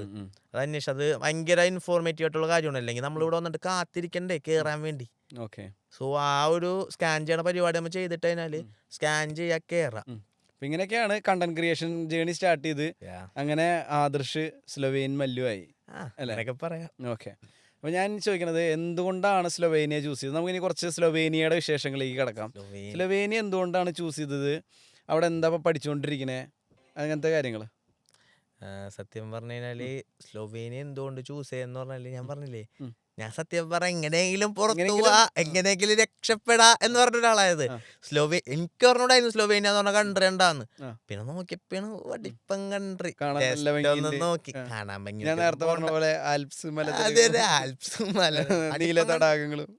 സൂപ്പർ കൺട്രി, മിനി സ്വിറ്റ്സർലാൻഡ് കൊല്ലക്കം കൺട്രിയാണ്. നമ്മളിപ്പോ മറ്റേ യൂറോപ്യൻ രാജ്യങ്ങളെ അപേക്ഷിച്ച് നോക്കുമ്പോ പക്ക നിങ്ങളൊരു നേച്ചർ ലവർ ആണെങ്കിൽ 60% കാടാണ് അവിടെ. നമുക്ക് നേച്ചറിൽ കാണുന്ന ഒരുപാട് കലക്കൻ സാധനങ്ങൾ, ഇതുവരെ കാണാത്ത സാധനങ്ങൾ, കാണാത്ത മൃഗങ്ങൾ, കാണാത്ത കല്ലുകൾ തുടങ്ങി വെള്ളം വരെ മൊത്തം ഭയങ്കര പ്രശസ്തമാണ്. നമുക്ക് വേറെ ഏത് കൺട്രിയിലുണ്ടെന്ന് പറഞ്ഞൂടാ, സ്ലൊവേനിയയിൽ നമുക്ക് എവിടെ നിന്ന് ഏത് പൈപ്പിൽ നിന്നാണെങ്കിലും വെള്ളം കുടിക്കാം. അത്രയും ഇതാണ്. അവിടെ നിന്ന് എവിടെ നിന്നാണെങ്കിലും നമുക്ക് വെള്ളം കുടിക്കാം. സ്ലൊവേനിയ അതുപോലെ തന്നെ. സ്ലൊവേനിയ നമ്മ അങ്ങനെ ചൂസ് ചെയ്ത് സെർച്ച് ചെയ്ത് കിട്ടിയ കൺട്രി ഒന്നല്ല. ജസ്റ്റ് കിട്ടി കേറി അങ്ങോട്ട് കേറിപ്പോയപ്പോ കുഴപ്പമൊന്നും ഉണ്ടായിരുന്നില്ല. വേറെ എന്താ അവിടെ പഠിക്കുന്നത്? അവിടെ പഠിക്കുന്നത് ടൂറിസം ബാച്ചിലേഴ്സ് ആണ് ചെയ്യണത്. ടൂറിസം എന്ന് പറയുന്ന വിഷയത്തില്. ആ ഒരു കോഴ്സിന് എത്രത്തോളം സാധ്യതകളുണ്ട് അവിടെ? അവിടെ അല്ല, ലോകത്ത് തന്നെ മൊത്തം ആ കൺട്രി പകുതി പോണത് ടൂറിസത്തിന്റെ ടൂറിസം ലോജിസ്റ്റിക്സ്. കാരണം അവിടെ എന്ന് പറഞ്ഞാൽ ക്യാപിറ്റലിലാണ് താമസിക്കുന്നത്. ക്യാപിറ്റലാണ് ഏറ്റവും കൂടുതൽ 20 ലക്ഷം പേരുള്ള ഒരു കൺട്രിയാണ്. 20 ലക്ഷം. നമ്മുടെ കേരളത്തിന്റെ അത്രയും പോലും ഇല്ല. നമുക്ക് ഏകദേശം 30 ലക്ഷം. ഞാൻ ഒരു കേസ് ഞാൻ പറയട്ടെ. നമുക്ക് ഇവിടുന്ന് നമ്മുടെ കൊച്ചി വരെ പോകണ ദൂരം ഉണ്ടെങ്കിൽ, അല്ലെങ്കിൽ ഇവിടുന്ന് പാലക്കാട് നിന്ന് കൊച്ചി പോകണ ദൂരം ഉണ്ടെങ്കിൽ നമുക്ക് ഈ കൺട്രിയുടെ അറ്റത്ത് ആ കൺട്രി പോവാ. ഇപ്പൊ ഈ കൺട്രിയിൽ നിന്ന് ക്രൊയേഷ്യക്ക് എനിക്ക് പോകണമെങ്കിൽ അത്രയും ദൂരമില്ല. മനസ്സിലായോ? വേറെ കൺട്രി പോവാ നമുക്ക്. ഞങ്ങൾ ഉണ്ടായിരുന്ന സ്ഥലത്തുനിന്ന് സ്ലൊവേനിയയുടെ ക്യാപിറ്റൽ ലുബ്ലിയാനയ്ക്ക് 150 കിലോമീറ്റർ ഉണ്ടായിരുന്നു. എനിക്ക് അതേ 1 കിലോമീറ്റർ ഉണ്ട് സാഗ്രെബ് എന്ന് പറഞ്ഞിട്ടുള്ള ഇതിന്റെ ക്യാപിറ്റലിലേക്ക് എത്താനായിട്ട്, ക്രൊയേഷ്യയുടെ ക്യാപിറ്റലിലേക്ക് എത്താനായിട്ട്. അത് തന്നെയാണ് ഞാൻ പറഞ്ഞത്. അതുകൊണ്ട് ചെറിയൊരു കൺട്രിയാണ്, അത്ര ആൾക്കാരുള്ളൂ, അത്ര വികസിച്ചിട്ടുള്ളൂ കൺട്രി. ഈ കഴിഞ്ഞ 2000 സംതിങ് കാരണം അടുത്തായിട്ടുള്ളൂ ഈ കൺട്രിക്ക് ഇത് കിട്ടിയിട്ട്. ഷെങ്കൻ ഏരിയയിലേക്ക് കയറി. ഷെങ്കൻ ഏരിയ മാത്രമല്ല, കൺട്രിക്ക് എന്താ റിപ്പബ്ലിക് അല്ലല്ല സാധനം പറയൂലേ, സ്വാതന്ത്ര്യം കിട്ടിയിട്ട്. ഞാൻ കേട്ടത് അന്വേഷിച്ചേക്കട്ടെ. അതുകൊണ്ടാണ് സ്ലൊവേനിയ ചൂസ് ചെയ്തത്. അതുകൊണ്ടൊന്നല്ല, ആക്സിഡന്റിൽ എത്തിയതാണ്. പക്ഷെ അടിപ്പം കൺട്രിയാണ്, ഷെങ്കൻ കൺട്രിയാണ്. നമ്മൾ സെൻട്രൽ യൂറോപ്പിലാണ്. സോ നമുക്ക് എവിടെ വേണമെങ്കിലും പെട്ടെന്ന് ആക്സസ് ആണ്. ഷെങ്കൻ വിസ ആയതുകൊണ്ട് ഇത്ര രാജ്യങ്ങളിൽ നമുക്ക് പോവാ. പിന്നെ അതേപോലെ തന്നെ അവിടെ കുറെ സ്റ്റുഡന്റ് ആയിട്ട് പോണ ഒരാൾക്കാണെങ്കിൽ കുറെ എന്നിട്ട് പറയാ അവസരങ്ങൾ വേറെ കേട്ടെ. കുറെ എന്താ പറയാ, നമുക്ക് കുറെ സാധനങ്ങളൊക്കെ ഫ്രീ ആയിട്ട് കിട്ടുമ്പോൾ എന്താ പറയണ നമുക്ക് അഡ്വാൻറ്റേജസ്. ഫോർ സ്റ്റുഡൻസ് ആയിട്ട് പോയ കുറെ അഡ്വാൻറ്റേജസ് ഉണ്ട് നമുക്ക് അവിടെ. സോ ഇപ്പൊ നമുക്ക് ഫുഡ് ഫ്രീ ആണ്. 21 കൂപ്പം പോലെ ബോണി എന്ന് പറഞ്ഞ സെറ്റപ്പ് ഉണ്ട്. എന്റെ വീട്ടിൽ കുറെ പേര് ബോണി അടിക്കാൻ പോണത്. നമുക്ക് ഫ്രീ ആയിട്ട് ബർഗർ, ഒരു ഫുൾ പിസ്സ, സാധനങ്ങളൊക്കെ അത് കിട്ടും. ഏത് യൂണിവേഴ്സിറ്റിയിലുള്ള സ്റ്റുഡൻസിനും കിട്ടും. അവിടെ പഠിക്കണത് അവിടെ യൂണിവേഴ്സിറ്റി തലത്തിലും ഹൈസ്കൂൾ കഴിഞ്ഞുള്ള സ്റ്റുഡൻസിന് എല്ലായിടത്തും കിട്ടുന്നുണ്ട് എന്ന് പറഞ്ഞാല് നല്ല കോഴ്സുകൾക്ക്. അല്ലാണ്ട് കുറെ അവിടെ തട്ടിക്കൂട്ട് കോഴ്സുകളൊക്കെ ഉണ്ട്. തട്ടിക്കൂട്ട് അതിനൊന്നും കിട്ടുമൊന്നുമില്ല. യൂണിവേഴ്സിറ്റികളുണ്ട് അല്ലേ? എല്ലാത്ത കോഴ്സുകൾക്ക് എല്ലാ കോഴ്സല്ല യൂണിവേഴ്സിറ്റികൾക്കും കോളേജ് സ്റ്റുഡൻസിനൊക്കെ അത് കിട്ടും. ഉം. സോ 21 ഉണ്ടാവും ഒരു മാസം, 21 കൂപ്പൺ ഉണ്ടാവും. നമ്മളൊരു ഫോണിലെ ആപ്പാണ്. ആപ്പ് അല്ലെങ്കിൽ നമ്പർ ഉണ്ടാവും 1609 സോ ആ സംഭവം ചെയ്ത് കഴിഞ്ഞാൽ നമുക്ക് അത് അടിച്ചു കൊടുത്തു കഴിഞ്ഞാൽ നമ്മുടെ ടോക്കൺ പോലെ നമുക്ക് ഫ്രീ ഫുഡാണ്. ബർഗർ, പിസ്സ, മീല, പിന്നെ മെക്ഡൊണാൾഡ്സ് ചെറിയ കടകളൊക്കെ വലിയ വലിയ ചെറിയ കടകൾക്കൊക്കെ നമ്മൾ ചെറിയൊരു എമൗണ്ട് കൊടുക്കണം. ഒരു 10-300 രൂപ. ഇവിടുത്തെ 300 അവിടുത്തെ €3 സംതിങ്. ഇവിടുത്തെ 300 രൂപ ഉണ്ട് കേട്ടോ. ആ എന്നിരുന്നാലും ഒരു 10-15 യൂറോയുടെ ഫുഡ് അടിക്കാൻ വേറെ എവിടെ കഴിക്കാൻ പറ്റുമോ അത് കഴിക്കാൻ പറ്റും. പിന്നെ ഇത് ബസ് കാർഡ് ഉണ്ട്. €35 കൊടുത്തു കഴിഞ്ഞാൽ ഓൾ സ്ലോവേനിയ രാജ്യം മൊത്തം bus access, train access, 2 access ഉണ്ട്. അതല്ലാണ്ട് ആ ക്യാപിറ്റൽ മാത്രമാണെങ്കിൽ €28 കൊടുത്താൽ മതി. പിന്നെ അങ്ങനെ സ്റ്റുഡൻ്റ് ആയുള്ള ഉപകാരങ്ങളാണ്. വേറെ ഏതോ കൺട്രി കിട്ടുമെന്ന് എനിക്ക് അറിഞ്ഞൂടാ. പക്ഷേ ഈ കൺട്രിയിൽ ഇങ്ങനത്തെ കുറെ ഉപകാരങ്ങളൊക്കെ ഉണ്ട് സ്റ്റുഡൻറ്റിനല്ലേ. ആ അപ്പോൾ ഒരു ആസ് എ സ്റ്റുഡൻറ്റിൻ്റെ ഒരു പോയിന്റ് ഓഫ് വ്യൂ നോക്കുമ്പോൾ സ്ലൊവേനിയ നല്ലൊരു കൺട്രിയാണ്. സ്ലൊവേനിയ പഠിക്കാൻ വന്ന സ്റ്റുഡൻസിന് നല്ലൊരു കൺട്രിയാണ്. നമ്മുടെ നാട്ടിലുള്ളവർ പഠിക്കാനാണ് വന്നത്. പഠിക്കാനെന്ന് പറഞ്ഞ പേരിൽ വന്നിട്ട് എല്ലാവരും പഠിക്കുകയാണ്. ആരാ പഠിക്കണത്? 100 പേര് വന്നാൽ 10 പേര് പഠിച്ച്. ഇപ്പൊ എന്റെ കൂടെ പഠിക്കണ ആരുമില്ല, ഞാൻ മാത്രമേ ഉള്ളൂ. അതാ പറയണത്. ഞാൻ പറയട്ടെ, ഏറ്റവും വലിയ പ്രശ്നം എന്ന് പറഞ്ഞാല് നമ്മളൊരു സ്ഥലത്ത് പോയി കഴിഞ്ഞാല്, നമ്മൾ ഈ അബ്രോഡ് ഇപ്പൊ പുറം യൂറോപ്യൻ രാജ്യങ്ങളിൽ പോയി കഴിഞ്ഞാല് നമ്മൾ ഇതുവരെ കാണാത്ത പൈസ നമുക്ക് കാണണേണ്. ഇവിടെയൊക്കെ അവർലിയാണ് പൈസ കിട്ടുന്നത്. നമ്മളിവിടെ ഒരു ദിവസത്തെ തച്ചാശ എത്ര കിട്ടും? ഇവിടെ ഒരു മാക്സിമം ഒരു 800 രൂപ. നമുക്ക് 800 രൂപ ഒരു മണിക്കൂറിൽ അവിടെ കിട്ടിയാലാ എങ്ങനെ ഉണ്ടാവും? ഒരു മാസം 1 ലക്ഷം രൂപ 2 ലക്ഷം രൂപ ആൾക്കാരെ കൈ കിട്ടിക്കഴിഞ്ഞാൽ നിങ്ങൾ പഠിക്കോ അല്ലെങ്കിൽ പണിയെടുക്കോ? പിള്ളേരുടെ മനസ്സിൽ അത് കിട്ടി പൈസ കുറെ കണ്ട് പിള്ളേര് പഠിക്കൂല. ഈ കുട്ടികൾ പഠിക്കാൻ വരുന്ന കുട്ടികൾ ജോലിക്ക് പോണത് ഒരു കുഴപ്പമാണോ? കുഴപ്പമാണെന്നല്ല ഞാൻ പറയണത്. പാർട്ട് ടൈം ചെയ്യാ, ആരുമില്ല പാർട്ട് ടൈം ആയിട്ട് ചെയ്യണ കുഴപ്പമില്ല. പഠിക്കാൻ വന്ന സ്റ്റുഡൻസ് ഒരു ക്വാളിഫിക്കേഷനും ഇല്ലാണ്ട് +2 കഴിഞ്ഞ് വന്ന സ്റ്റുഡൻസ് നേരെ പാർട്ട് ടൈം ജോബിന് ഒരു ഫുൾ ടൈം ജോബായിട്ട് കാണുമ്പോഴാണ് പ്രശ്നം.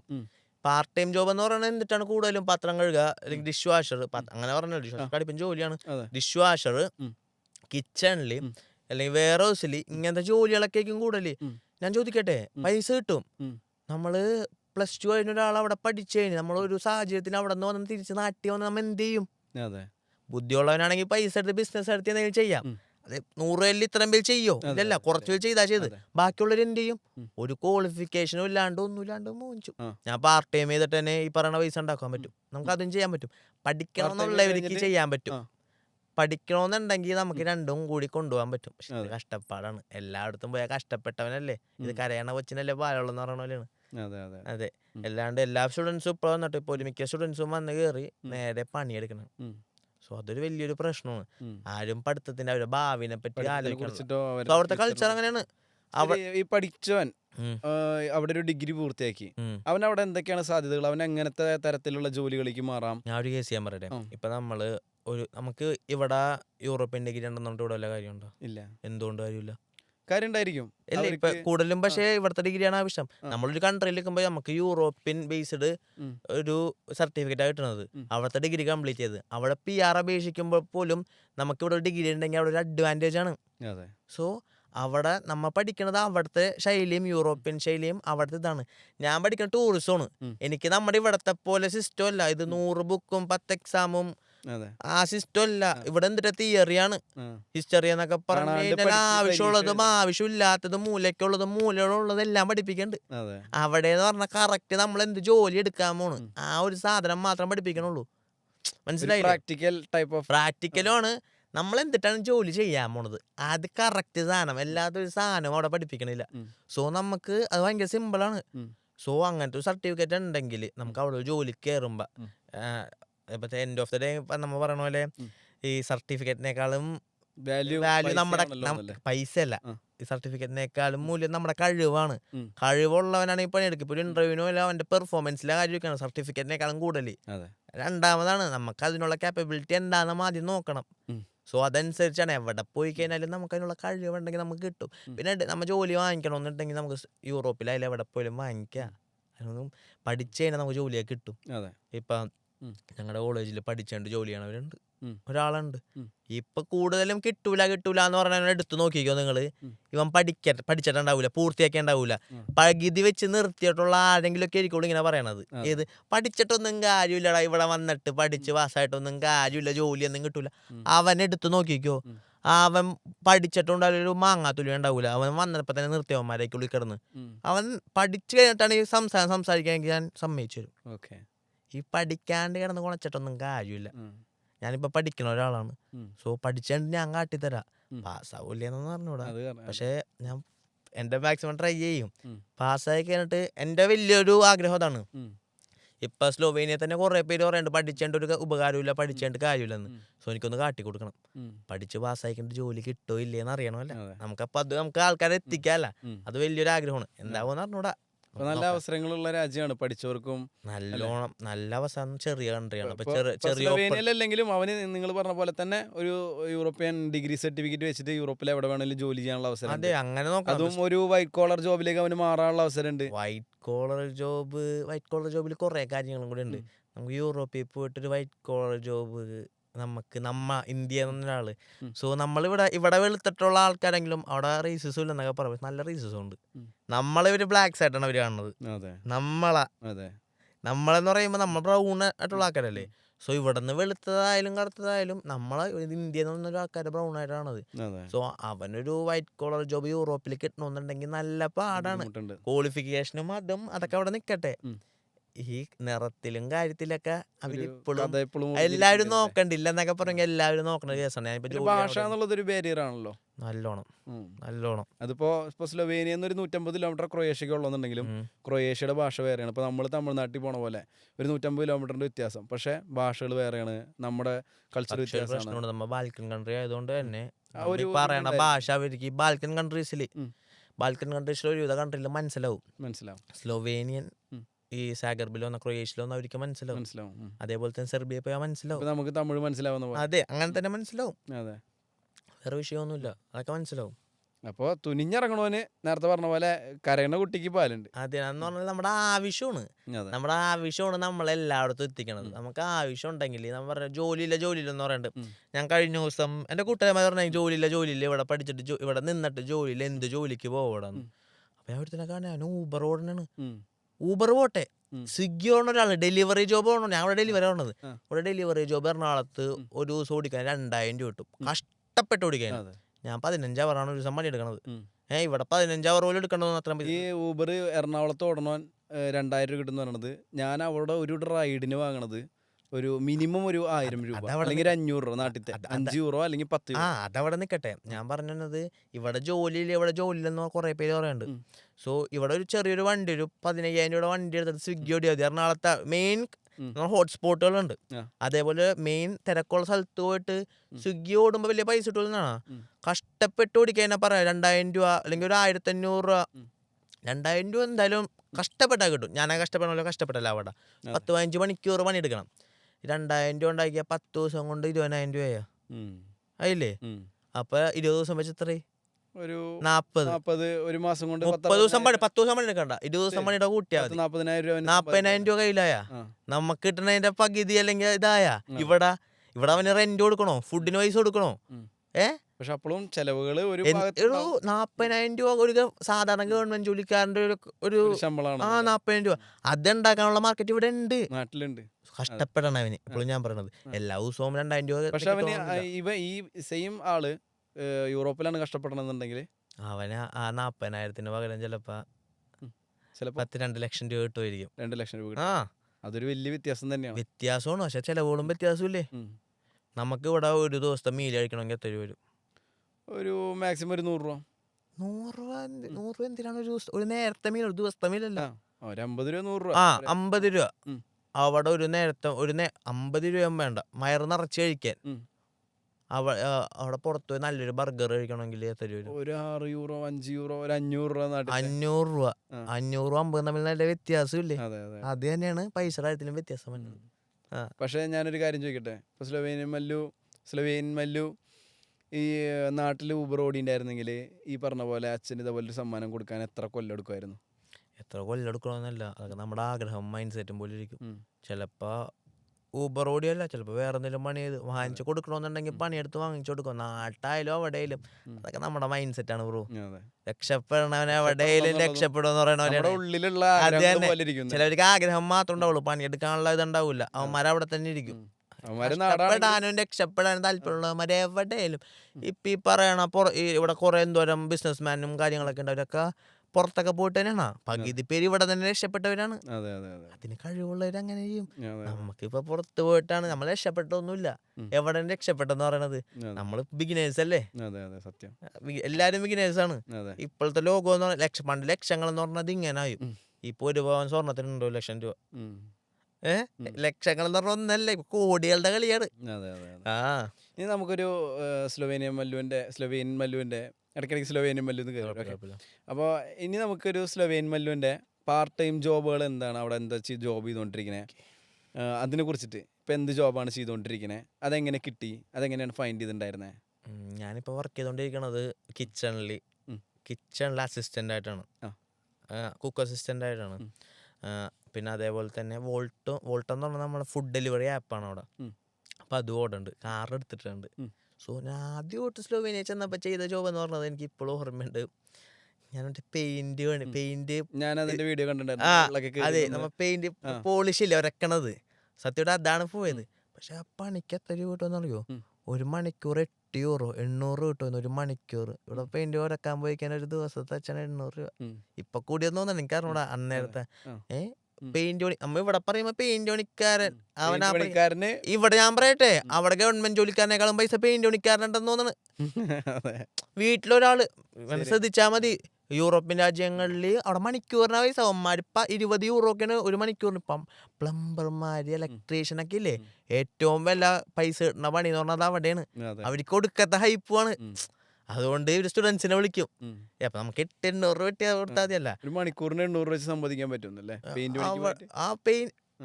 പെയിന്റ് പണിക്ക് പോയിട്ടെന്നല്ല, പെയിന്റ് പണി അതൊരു ജോലിയല്ലേ.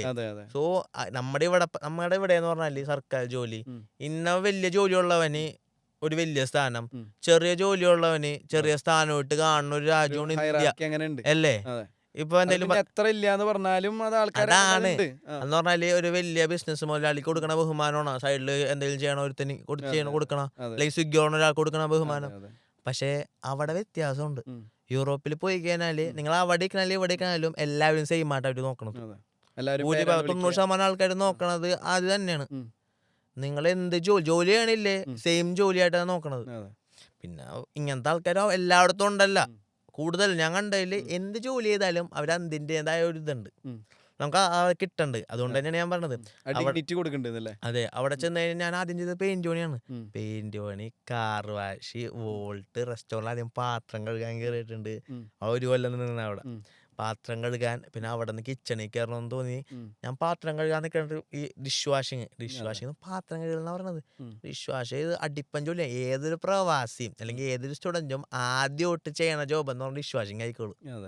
അബ്രോഡ് പോയി കഴിഞ്ഞാൽ ആദ്യമായിട്ട് ചെയ്യണ ജോലി എന്ന് പറഞ്ഞാൽ ഡിഷ് വാഷിങ് ആയിക്കോളൂ. അവിടെ നിന്ന് ഞാൻ ഡിഷ് വാഷിന് ചെയ്തുകൊണ്ടിരിക്കുന്ന ടൈമിൽ കിച്ചണിൽ അസിസ്റ്റൻ്റായിട്ട് അവർ വർക്ക് ചെയ്യും. എൻ്റെ ഏറ്റവും വലിയൊരു ആഗ്രഹമായിരുന്നു കിച്ചണിൽ കയറണം. പാത്രം തന്നെ കഴുകിയാൽ നാളെ നമുക്ക് മടുക്കൂലേ. അപ്പൊ എനിക്ക് ഭയങ്കര. അപ്പൊ ഷെഫിനോടൊക്കെ ചോദിക്കും, ഞാൻ അകത്ത് കയറിക്കോട്ടെ, എന്ന് സഹായിച്ചോട്ടെ. അപ്പൊ സമ്മതിക്കില്ല. അങ്ങനെ ആഗ്രഹിച്ച് കഴിഞ്ഞ വർഷമാണ് ഞാൻ കിച്ചണിൽ അസിസ്റ്റൻ്റായിട്ട് കയറിയത്. ഞാൻ 8ൽ കൂടുതൽ ജോലി പാർട്ട് ടൈം ഞാൻ ചെയ്തിട്ടുണ്ട്. കിച്ചൺ അസിസ്റ്റന്റ് ആയിട്ട് ഡെസേർട്ടും അപ്പിറ്റൈസറും അങ്ങനെ അതായിട്ട് നിൽക്കുന്ന കുക്കിങ്ങിന്റെ പരിപാടി. അതേപോലെ തന്നെ അതില്ലെങ്കിൽ ഡെലിവറി പാഷൻ ഒന്നല്ല, ഇഷ്ടമാണ്. അങ്ങനെ എനിക്ക് അത് സ്കില്ലല്ലേ. സോ നമ്മളത് പഠിച്ചു വെച്ച് കഴിഞ്ഞാല് നാളെ നമുക്കൊരു പണിയില്ലാണ്ട് വന്നു കഴിഞ്ഞാൽ നാട്ടിൽ വന്നാലും ഈ സാധനമൊക്കെ ഇട്ട് എങ്ങനെയും സ്കില്ലല്ലേ അത്. കുക്കിംഗ് എന്ന് പറഞ്ഞ സ്കില്ലല്ലേ. ഒരാൾക്ക് അടിപൊളിയായിട്ട് ഫുഡ് ഉണ്ടാക്കി കൊടുക്കാൻ പറ്റിക്കഴിഞ്ഞാല് അയാള് ഹാപ്പി ആണെങ്കിൽ അത് നമ്മളൊരു ഇതല്ലേ. അപ്പൊ അങ്ങനെ ഇഷ്ടമാണ്. സ്കില്ലായതുകൊണ്ട്. അപ്പോൾ ഞാനൊരു കാര്യം ചോദിക്കാം. പാർട്ട് ടൈം ആയിട്ട് സ്ലൊവേനിയൻ മല്ലു എത്ര രൂപ ഏൺ ചെയ്യുന്നുണ്ട് സ്ലൊവേനിയയിൽ? ഞാൻ എത്ര രൂപ ഏൺ ചെയ്യേണ്ടതെന്ന് പറയണേക്കാൾ നല്ലത് ഒരു കുട്ടി എത്ര രൂപ ഏൺ ചെയ്യേണ്ടതെന്ന് പറയണേക്കില്ല നല്ലത്. കാരണം ഞാൻ എത്ര രൂപ ഏൺ ചെയ്യേണ്ടത് പലതാണ്. ശരി, എന്നാ ഒരു കാര്യം ചെയ്യാം. സ്ലൊവേനിയയിൽ ഒരു പാർട്ട് ടൈം ആയിട്ട് ജോലി എടുക്കുന്ന ഒരാൾക്ക് എത്ര രൂപ ഏൺ ചെയ്യാനായിട്ട് സാധിക്കും? ഇപ്പോൾ ക്ലാസ്സും കാര്യം സത്യം പറഞ്ഞാൽ നല്ല പൈസ ഉണ്ടാക്കാൻ പറ്റും. പക്ഷേ സ്റ്റുഡൻ്റ് ആകുമ്പോൾ അവന് ക്ലാസ് ഉണ്ട്, അസൈൻമെൻറ്റ്സ്, ലിമിറ്റേഷൻസ് ഉണ്ട്. ആ. സോ അതുകൊണ്ട് തന്നെ എങ്ങനെ ഒരിക്കലും ഒരു 1500 € ഉണ്ടാക്കാൻ പറ്റും. നാളെ 1,00,000 രൂപ. 1500 രൂപ എന്ന് പറഞ്ഞാൽ 1500 യൂറോ എന്ന് പറഞ്ഞു കഴിഞ്ഞാൽ നാട്ടിലത്തെ ഒരു 1,50,000 രൂപ. 1,500 €. ആ. ഞാൻ 1,500 ഇത് ഇവന്റെ ചെലവുകളെല്ലാം കഴിഞ്ഞിട്ട് സമ്പാദിക്കാൻ പറ്റുന്നതാണ് പറയണത്. അല്ല, ചിലവുകൾ ഇപ്പം ഞാൻ തന്നെ എൻ്റെ ചിലവ് നോക്കണമെങ്കിൽ എനിക്ക് മാസം ബിൽഡിങ്ങിന് ഞാൻ റെന്റ് കൊടുക്കേണ്ട ഒരു 28,000 രൂപ, ഫുഡിന് വന്നിട്ട് എനിക്കൊരു 25,000 രൂപ, ഇപ്പൊ തന്നെ 50,000 മാറിയാ. പിന്നെ എൻ്റെ ഫുഡിന് മാത്രമാണ് 25,000 രൂപ വരുന്നത്. പിന്നെ എൻ്റെ ചിലവുകൾ പോയിട്ട് പിന്നെ ഈ ചിലർക്ക് ഇലക്ട്രിസിറ്റി ബില്ല്, ഇങ്ങനത്തെ വീടിന്റെ ബില്ലുകൾ വരും. അതല്ലാണ്ട് ബസ് കാർഡിന്റെ വരും, മുടി വെട്ടണമെങ്കിൽ മുടി വെട്ടണതിന്റെ ഗ്രോസറി സാധനങ്ങളെല്ലാം കൂടി വരുമ്പോ നല്ലൊരു എമൗണ്ട് മാറി വീട്ടിൽ വെച്ച് അവന് പൈസ ഉണ്ടാവും. ഇതെല്ലാം കഴിഞ്ഞ് പാർട്ട് ടൈം ആയിട്ട് എത്ര രൂപ അവനെ കയ്യിൽ വെക്കാനായിട്ട് അല്ലെങ്കിൽ വീട്ടിലേക്ക് സ്ലൊവേനിയെന്ന് സമ്പാദിക്കാൻ പറ്റും? ചിലവായിക്കഴിഞ്ഞാൽ ഒരു 1,00,000 രൂപ ഉണ്ടാക്കിയാലും ഒരു 50,000 രൂപ ചിലവായിക്കഴിഞ്ഞാലും അവരുടെ അടുത്ത് 1,00,000 രൂപ ഉണ്ടാവും. വീട്ടിലൊരു 50,000 രൂപ അയച്ചു കൊടുത്താലും 50,000 രൂപ എൻ്റെ കയ്യിലുണ്ടാവും. സ്ലൊവേനിയ. പക്ഷെ ഇത് എപ്പോഴും ഉണ്ടാവണമെന്നില്ല. നമുക്ക് ഏറ്റവും കൂടുതൽ പണിയെടുക്കാൻ പറ്റുന്ന ടൈം സമ്മറാണ്. സമ്മർ ടൈമിൽ ഈ പൈസ കിട്ടും, വിന്റർ ടൈമിൽ ഈ പൈസ കിട്ടണമെന്നില്ല. കാരണം വിന്റർ ഞാൻ പറഞ്ഞില്ല, ടൂറിസ്റ്റുകളെ നോക്കി ജീവിക്കുന്ന ഒരു കൺട്രിയാണത്. കാരണം ടൂറിസ്റ്റുകൾ വന്നില്ലെങ്കിൽ അവിടെ കൺട്രി ഉറങ്ങും. സോ തണുപ്പായിക്കാൻ ടൂറിസ്റ്റുകൾ വരില്ല. സോ റെസ്റ്റോറൻറ്റ് ജോലി പോയി, റെസ്റ്റോറൻറ്റിൽ ഇപ്പം എൻ്റെ ആവശ്യമില്ല അവർക്ക്. സോ ഞാനിപ്പോൾ വോൾട്ടാണ് പറഞ്ഞത്, ഡെലിവറിയാണ് ചെയ്യണത്. സോ നമ്മുടെ വിന്റർ അയക്കാനാ പകുതി സ്റ്റുഡൻസിൻ്റെയും ജോബ് പോവും. അവർക്ക് ആവശ്യമില്ല, ഒരു 3-4 മാസത്തേക്ക് കൺട്രി ഉറങ്ങി കിടക്കണേക്കുള്ളൂ. സോ നമുക്ക് ഈ പറയണ ഏൺ ചെയ്യാൻ പറ്റൂല. അപ്പൊ പെട്ടു. ഇത്ര റെന്റ്, ഫുഡ്, വീട്ടിൽ നാട്ടിൽ ലോണുള്ള ആൾക്കാരും പെട്ടു. മനസ്സിലായില്ലേ? അങ്ങനെ ഒരു ഡാർക്ക് സൈഡും കൂടി ഇവിടെ ഉണ്ട്. ഇവിടെ ഈ വിന്റർ ടൈമിൽ ജോലി ഭയങ്കര കുറവാണ്, കിട്ടാൻ പാടാണ്. പുതിയതായിട്ട് വന്ന പിള്ളേരൊക്കെ ഉണ്ടെങ്കിൽ എന്തായാലും പെട്ടു. സോ സ്ഥിരമായിട്ട് ഏൺ ചെയ്യാൻ പറ്റുമെന്ന് പറഞ്ഞൂടാ, ഞാൻ ഏൺ ചെയ്യുന്നുണ്ട്, ഞാൻ അതേപോലെ കഷ്ടപ്പെടണമുണ്ട്. പക്ഷെ ഫസ്റ്റ് പോയപ്പോൾ എനിക്ക് ഭയങ്കര ഇതുപോലെ സ്ട്രഗ്ലിംഗ് പീരീഡ്, ഏതൊരു സ്റ്റുഡൻസിനും ആദ്യത്തെ ഒരു വർഷം സ്ട്രഗ്ലിംഗ് പീരീഡ് തന്നെയാണ്. സോ അത് സർവൈവ് ചെയ്താൽ പോന്ന് പിന്നെ നമുക്കൊരു ഐഡിയ ആവും. ഈ വർഷവും ഈ മാസവും ഇങ്ങനെയാണ്, ഈ മാസവും ഇത്ര ജോലിയുള്ളൂ, ഈ മാസവും ഇത്ര പൈസ കിട്ടുള്ളൂ. സോ അതിനനുസരിച്ച് നമ്മൾ ചെയ്ത് പോവും. അപ്പൊ ഒരു മാസം എങ്ങനെ വേലും വിന്റർ ആകുമ്പോൾ നമുക്ക് അത്ര ഒന്നും ഉണ്ടാക്കാൻ പറ്റൂല. എന്നാൽ സമ്മറിൽ 1.5 ഉണ്ടാക്കാൻ പറ്റും. അതിൽ കൂടുതൽ എന്തൊക്കെയാണ് എക്സ്പെൻസ് ഒരു സ്റ്റുഡൻറ്റിന് സ്ലൊവേനിയയിൽ? എന്തൊക്കെ എക്സ്പെൻസ്, എത്രയൊക്കെ രൂപ ഫുഡ്, ട്രാൻസ്പോർട്ടേഷൻ എന്നുള്ളതിന് ചിലവാക്കേണ്ടി വരും? നമ്മളത് ചിലവാക്കണം വിട്ടിരിക്കും. നമ്മളിപ്പോൾ ലക്ഷറി ആയിട്ടാണ്, അല്ലെങ്കിൽ നമ്മൾ എല്ലാ ദിവസവും ചിക്കനും കാര്യങ്ങളൊക്കെ വെച്ചാണെങ്കിൽ അങ്ങനെ. എനിക്കിപ്പോൾ ഓർമ്മയുണ്ട്, ഞാൻ എന്തെങ്കിലും കാര്യം ഫോക്കസ് ചെയ്താൽ പിന്നെ അതിലായിക്കോളൂ. നമുക്കൊരു എയിമുണ്ട്, പരമാവധി പൈസ നമുക്ക് പുറത്ത് 2 പ്രാവശ്യം ഫുഡ് കഴിക്കുക ഫ്രീ ആയിട്ട്, പിന്നെ വീട്ടിൽ നിന്ന് ഫുഡ് കഴിക്കുക. ഇല്ല, ഫുഡിന്റെ പൈസ അവിടെ കട്ടായില്ലേ. പിന്നെ വന്നത് ട്രാൻസ്പോർട്ടേഷൻ, സൈക്കിൾ ഉണ്ടായിരുന്നു, ട്രാൻസ്പോർട്ട് ചെയ്യാൻ വേറെ കുഴപ്പമൊന്നും, വേറെ എവിടെയും പോകണ്ട, ട്രാൻസ്പോർട്ടേഷൻ കട്ടായി. നോർമലി ബസ് ആണെങ്കിൽ 35 €. ഞാൻ എൻ്റെ കേസ് ഞാൻ പറഞ്ഞത് അങ്ങനെ ഭയങ്കര ചിലവ് കുറച്ച് ജീവിക്കേണ്ട ആവശ്യമില്ല. അങ്ങനെ ജീവിച്ചാൽ നമുക്ക് വലിയ പൈസ ഒന്നും ആവില്ല. പക്ഷേ നമുക്ക് റെന്റ് മാത്രമേ ആവുള്ളൂ. നമ്മൾ ചിലവാക്കി അത്യാവശ്യം നോർമലായിട്ട് ഒരാൾക്ക് എങ്ങനെ പോയിക്കാനും റെന്റ് ഒരു 30,000 രൂപ ഓട്ടിക്കും. റെന്റ് ഫുഡ് ഒരു 15,000 രൂപ ഓട്ടിക്കും. 45 450 €. എല്ലാം കൂടി ഒരു 500 €. ഒതുങ്ങും. 500 €. എന്നാലും 500 € ഓട്ടിക്കും മാക്സിമം. ഒരു 50,000 രൂപ. 50,000 രൂപ. ശരി. സ്ലൊവേനിയയിലെ ബെസ്റ്റ് യൂണിവേഴ്സിറ്റീസ് ഏതൊക്കെയാണ്? ഇപ്പോൾ ഒരാൾ ഒരു ഇൻ്റർനാഷണൽ സ്റ്റുഡൻറ്റ് കേരളത്തിൽ നിന്ന് പഠിക്കാൻ പോകാനായിട്ട് തിരഞ്ഞെടുക്കുമ്പോൾ നല്ല യൂണിവേഴ്സിറ്റികൾ ഏതാണ്? അത് ഏത് സ്ഥലത്താണ് വരുന്നത്? ഏത് ടൈപ്പ് ഓഫ് കോഴ്സസ് ആണ് എടുക്കാൻ പറ്റിയിട്ടുള്ളത്? ഞാൻ ആദ്യം തന്നെ പറയാം, സ്ലൊവേനിയയിൽ ഇഷ്ടംമാതിരി യൂണിവേഴ്സിറ്റീസ് ഉണ്ട്. പബ്ലിക് യൂണിവേഴ്സിറ്റി ആയിട്ട് മെയിനായിട്ട് പറയാനുണ്ടെങ്കിൽ ലുബ്ലിയാന യൂണിവേഴ്സിറ്റി എന്ന് പറഞ്ഞ യൂണിവേഴ്സിറ്റി ഉണ്ട്. Number 1 university in Slovenia. വലുതായിട്ടൊന്നും ഇല്ലെങ്കിലും പക്ഷേ സ്ലൊവേനിയയിലെ ബെസ്റ്റ് യൂണിവേഴ്സിറ്റി ഏതാണ്? Ljubljana university first. Second Maribor university. Third വന്നത് പ്രിമോസ്ക യൂണിവേഴ്സിറ്റി എന്ന് പറഞ്ഞ യൂണിവേഴ്സിറ്റി തന്നെ ഉണ്ട്. അതേപോലെ തന്നെ നോവ മെസ്റ്റോ എന്ന് പറയുന്ന ഒരു യൂണിവേഴ്സിറ്റിയും തന്നെ ഉണ്ട്. നോവ മെസ്റ്റോ അല്ല, നോവ ഗൊറീസിയ എന്ന് പറയുന്ന ഒരു യൂണിവേഴ്സിറ്റിയും തന്നെ ഉണ്ട്. പക്ഷേ ഞാൻ പഠിക്കണത് രണ്ടാമത്തെ മാരിബർ യൂണിവേഴ്സിറ്റി എന്ന് പറഞ്ഞ യൂണിവേഴ്സിറ്റിയാണ്. അത് കൂടാണ്ട് ഇഷ്ടംമാതിരി ഉടായ്പ് യൂണിവേഴ്സിറ്റീസ് ഉണ്ട് അവിടെ, പ്രൈവറ്റ് യൂണിവേഴ്സിറ്റീസ് ആയിട്ടും ഇതായിട്ടും. അതിലൊക്കെ കയറിച്ചിട്ട് എന്താണെന്ന് എനിക്ക് അറിഞ്ഞുകൂടാ, കാര്യം ഉണ്ടാകുന്ന പറഞ്ഞുകൂടാ. മെയിനായിട്ട് വന്നതാണ് ഞാൻ ഈ പറഞ്ഞ 3 ലുബ്ലിയാന യൂണിവേഴ്സിറ്റി, മാരിബർ, പ്രിമോസ്ക യൂണിവേഴ്സിറ്റി. ഇത് മൂന്നും അത്യാവശ്യം കുഴപ്പമില്ല. വേറെ കൺട്രി വെച്ച് കമ്പയർ ചെയ്താൽ ചിലപ്പോൾ ഒന്നും ഉണ്ടാവില്ല. പക്ഷേ സ്ലൊവേനിയ വെച്ച് കമ്പയർ ചെയ്യുമ്പോൾ ഇത് മൂന്നായിരിക്കും ബെസ്റ്റ് യൂണിവേഴ്സിറ്റീസ്. ഇത് എവിടെയാണ് ലൊക്കേറ്റ് ചെയ്യണത്? ഇത് ലുബ്ലിയാന എന്ന് പറഞ്ഞാൽ ലുബ്ലിയാനയുടെ ക്യാപിറ്റലിൽ തന്നെയാണ്. മാരിബറി തന്നെയാണ്. ഈ പറഞ്ഞ സ്ഥലങ്ങളുടെ പേരാണ് ഇതൊക്കെ. പക്ഷേ എൻ്റെ വന്നത് ലുബ്ലിയാന തന്നെയാണ്. ഞാൻ ഇന്റർനാഷണൽ സ്റ്റുഡൻ്റ് ആയതുകൊണ്ട് ഇംഗ്ലീഷ് സ്റ്റഡീസ് അവിടെ കൂടുതലും അവരുടെ ഭാഷയിലായിക്കോളും. ഇവിടെ മലയാളം പഠിപ്പിക്കണ പോലെ അവരുടെ സ്ലൊവേനിയയിലാണ് കൂടുതലും പഠിപ്പിക്കണത്. അവർക്ക് സിമ്പിളാണ്. കാരണം പണ്ടൊരു ബാൽക്കൺ കൺട്രി ആയിരുന്നല്ലോ സ്ലൊവേനിയ.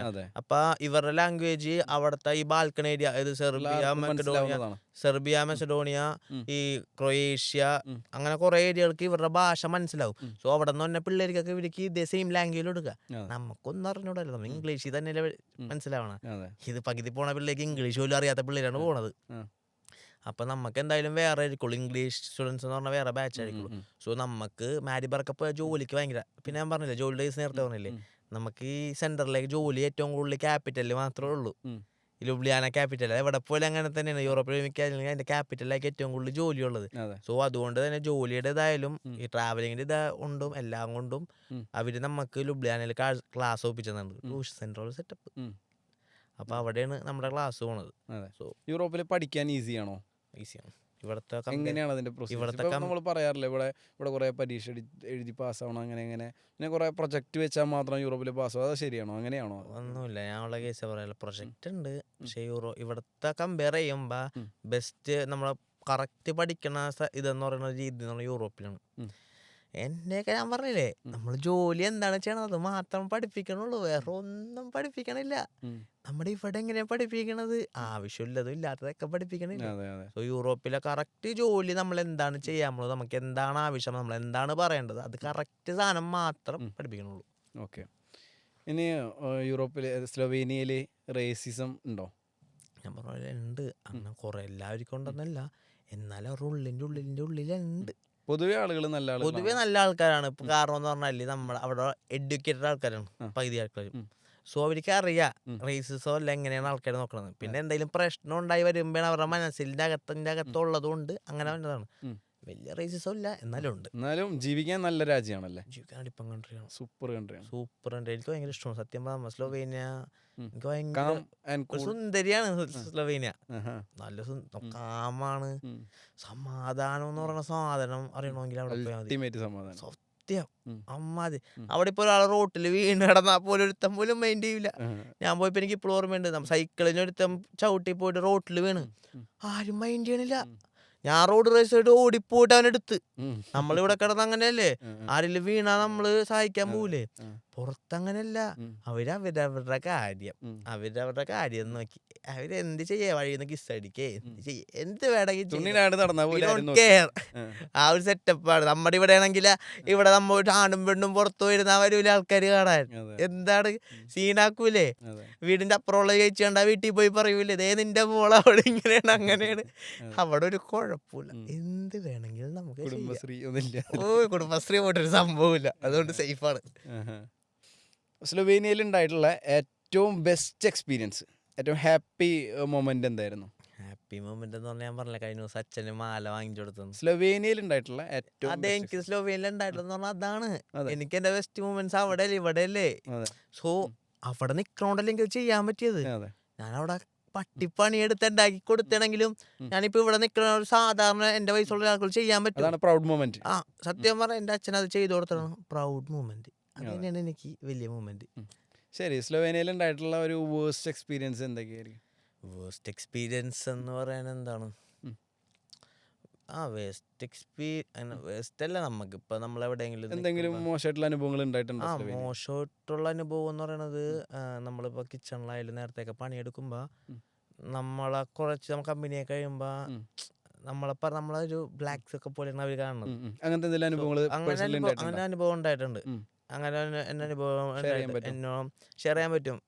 എൻ്റെ കൂടെ വർക്ക് ചെയ്യുന്ന ഒരാള് എന്നാ ഇങ്ങനെ ബ്ലാക്ക് എന്ന് ഇങ്ങനെ പറഞ്ഞ് വിളിച്ച്. സോ അത് മൈൻഡ് ചെയ്യേണ്ട ആവശ്യമില്ല, നമുക്ക് അതിന്റെ കുഴപ്പമൊന്നുമില്ല.